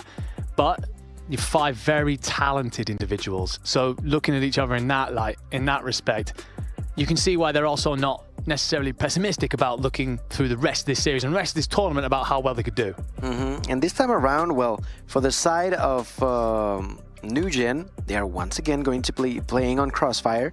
On the opposite end, it was, of course, Wolves against Animus on Raid. Yes. So I'm intrigued to see what's going to happen because, well, they both know very well when to be using those operators. And, well, the initial side is definitely going to have a very, very big impact on what we are going to see without the remaining of the map. Control for each team is something that we have, of course, seen at this point. You're right to mention that Wolves had an interesting one on Raid against Animus. We're 2-0 down in that. Yes, go and watch it back, promise you. But for New Gen Ninjas, theirs was more about squeaking through a Crossfire control, recognizing very early that they wanted to invest in defending B. I wonder if they'll make that same call here, give up A quite early. Obviously, it's going to be a far more difficult onslaught to withstand against this Wolves team. But you could see that they were quite comfortable drawing that line in the sand partway through that map and be like, okay, well, this is where we dare you to cross. Come at us. Fight through us. Punch a hole if you dare. Yeah, will they manage that against Wolves here? That's the go-to for a lot of teams, you know, giving up A, just prioritize B. It's very difficult sometimes to go through that hill. And they know that on the side of New Gen, and I'm sure they do on the side of Wolves. A nade kill is going to open up the floodgates, and a snipe at a distance will make the battle truly unfold. New Gen Ninjas, ladies and gentlemen, trying to stay afloat. I said that they may be able to take a map, and they nearly did on map number 1, but they were not able to. There's still an 0-2 against them, and so far, I'm sure they're not happy with the result. They're going to be pushing for more, but can they do it? Well, so far, the kill lead is actually in favor of Wolves. It was in favor of Wolves, a little bit terrifyingly, something like 6-2 initially. So New Gen Ninjas are making a little bit better work of it. I was very worried we were about to get a slaughtering. But Zai squeezes, is still picked up. Fran, I feel like doing a great job positioning himself with that shotgun, knowing where he's going to be most effective with it. Jez going to have company. But Viper is there to support. And yet again, Fran comes in, will be instantly traded. But it's moments like that, it's fine. He might go 1 for 1, but he's punching a hole for the rest of his boys to get them clear the point. Yes, that is really, really important for them to do. And now, well, as they have not been able to pick up a single point hill on the side of Wolves. It is going to be now potentially about the time. They got to be cautious. Less than 30 seconds left. They're going to manage to get inside of A, so that is really, really good. And they are so solid in A that I don't think the side of NewGen are actually going to put that much pressure in there. The lives are quite close, so it's fine. They can take it. Oh, they're actually not going to give up on it, and they will continue to push. Look at Fran here now going with the HSO. Well, the fact that you find 2 kills there, I did think you'd have a moment where NewGen Ninjas suddenly dove the point, but they do decide to back off in the end. Maybe the call comes through from someone, an assigned IGL for the weekend of sorts. Fran probably falls at the wrong time, but you're going to be there if you're Viper for 2. And it will force Wolves to pause. You've got to think about this next play then, as it becomes sudden death, essentially for them, 9v5. The best S&D round ever, or do you just accept the only walking away with 3 ticks? Well, Viper close-up can be on the side. He needs removing, and he will not be. Sticks around for long enough to find a kill, turns 7v4. Great job here by the side of NewGen. Another nade kill, this time for Garden. Viper with a knock, gets traded, does not matter, 6 for 2. Sai gets another knock onto Marvel. No more spawns on either side. 2v5, Garden with a kill onto Sai. The only one alive is going to be King using this sniper. Has a Tempest, highly doubt he's going to use it. He's just going to save it for next round in here. Maybe trying to cause a little bit more damage. 30 seconds left, and they already know where he's at, so they're just patiently waiting for the mistake, and there it is. Marvel will execute him. A round will go in favor of NewGen, and that's exactly what I was talking about. I felt like the first round was going to settle what was going to happen the remaining of this map, so that is just huge for the NewGen Ninjas. I feel like Viper has himself a really good round there. I think just as A comes through, Fran dies. I was a little bit worried that that's suddenly going to turn into Wolves just shuffling forward towards B with that numbers advantage. Viper shut it down very quickly and had himself a lot of impactful kills. It just meant Wolves couldn't roam around as freely as they would have liked. Allowed his team to sit comfortably, feel protected. And look at that feed, he's there yet again. Pressure on A, tick coming through. King's gonna try and peer, and Viper finds 3. 2 with the Tempest, make it 3 with the Tempest, 4 with the Tempest, 1 with the Hunter Killer. He isn't done, squeezes forward, maybe gets a little bit overexcited, but the damage is done. A, 2 ticks in, B, 1 tick through. The advantage then falls into their hands off the back of a moment of magic. Oh, Garden, that would have been tremendous. Unfortunately, not going to be enough. The second tick does not come through on B, but Alpha is going to be completely taken. Now, that's the Annihilator for Marvel. Let's see how much he can do with it at a distance, just covering out for his allies. He has to do something. Has not seen anyone just yet. Opportunity to take 5 more shots. Immediately bounces inside of B. He knows that there's someone around. That's Wind with the Sparrow. He was not able to do a whole lot of damage. He just took himself out. Really unfortunate there for Wind. That could be actually something really important for NewGen Ninjas, as they have a slight lead and plenty of time to play around with. NewGen definitely smelling blood in the water here. 1 minute and 40 on the clock. 6 lives up. Marvel with an opening snipe to give them that. Will be returned by Zai. Sounds. It's these individual fights. You just want to have these little passages of play where Wolves claw that gap back, and well, 5 without answer. Nearly making it even with 2 lives now. You're going to get the investment of the Predator. You've used a few operators at this point as well. Zai is actually going to decide to bring out his Annihilator. Shut down Jez, who was trying to make pressure towards B, and great work. And you flipped it. Gone from 6 lives down to 2 up in the blink of an eye. Wolves showing how they stand pressure. It looked to be very favorable to NewGen Ninjas, but changing that rather quickly thanks to Wind and the usage of operators in general for Wolves. But there's still 67, 50 seconds left. Plenty of time for both teams to figure out what do they want to do next. What is the next move? Do we want to pressure? Look at Garden at a distance with a sniper, taking down Sounds. All of a sudden, 6v6. What can they do? Barely any more spawns left, and that's a kill for Wind yet again with that shotgun. Double for Wind, gonna be executed by Marvel, who immediately gonna be trying to reposition himself, as this is not the place they want to be at least not for the time being. 4v5, look at the position of Wolves. We've got that sniper playing through mid. Zai, yeah, he finds Viper to shut down theirs. It's a 5v3, it's got to be magic. We saw Marvel do it last time. Will he have help? Well, Fran's dead, Marvel goes, it's all on Jez, and it was the best effort we've seen so far on an offensive control round here on Crossfire. But unfortunately, just not enough to see that out. That will be, being said though, gives you that extra tick on B. Something that is difficult to come by. And Wolves will now understand on their offensive rounds, they got to go big.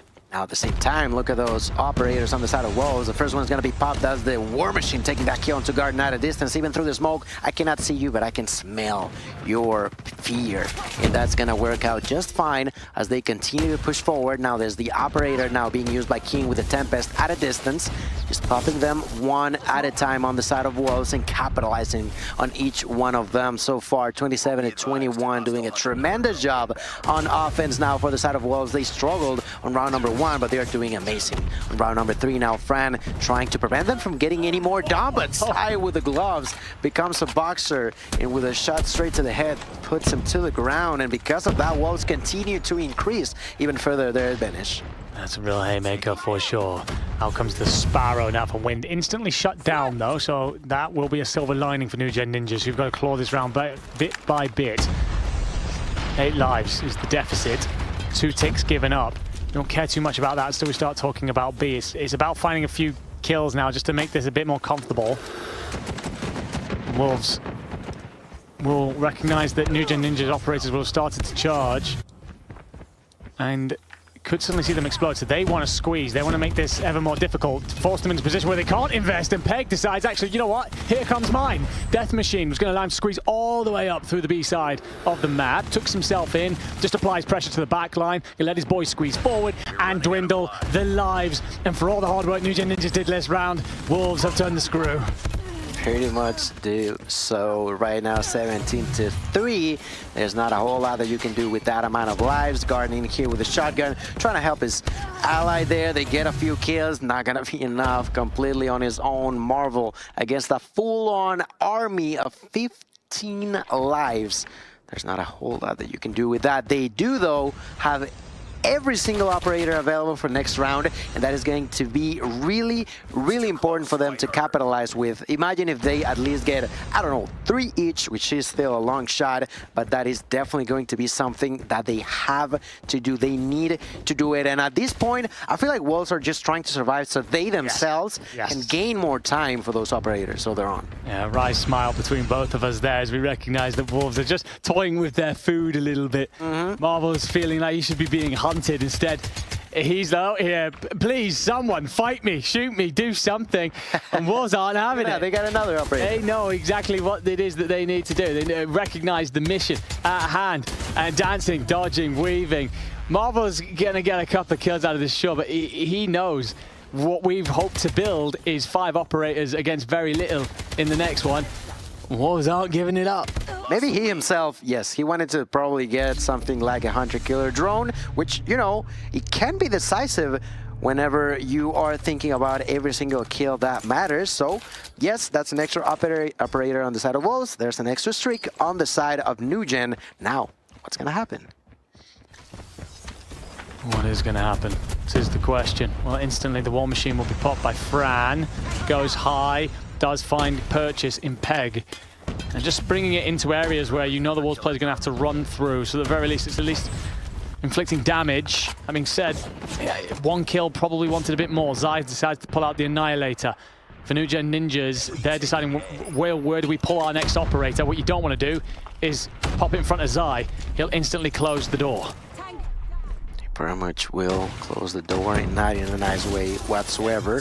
That's a double now with the War Machine for Sounds. Sai get a kill before getting knocked at a distance by Marvel. Great trade there for the side of New Gen. 24-22. They got to make sure they take this round, or else that is going to be the end of this match number 3, ladies and gentlemen. A is going to be captured by the hands of New Gen.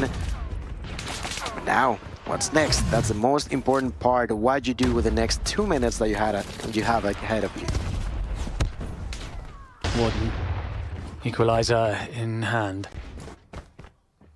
Sounds reads this, I think, but not enough. Warden, can you find the next? Yes, you can. And you are deep into Wolves territory. And the kills continue to flow, and nearly onto Zai. Marvel goes big then with the Annihilator, but that is picked up by Peg with the sniper. Getting B. In comes the Predator missile. They are getting B, and they're up by a hell of a lot of lives as well. So very likely we go to a round 5. But I wonder if Wolves sense an opportunity to push back here.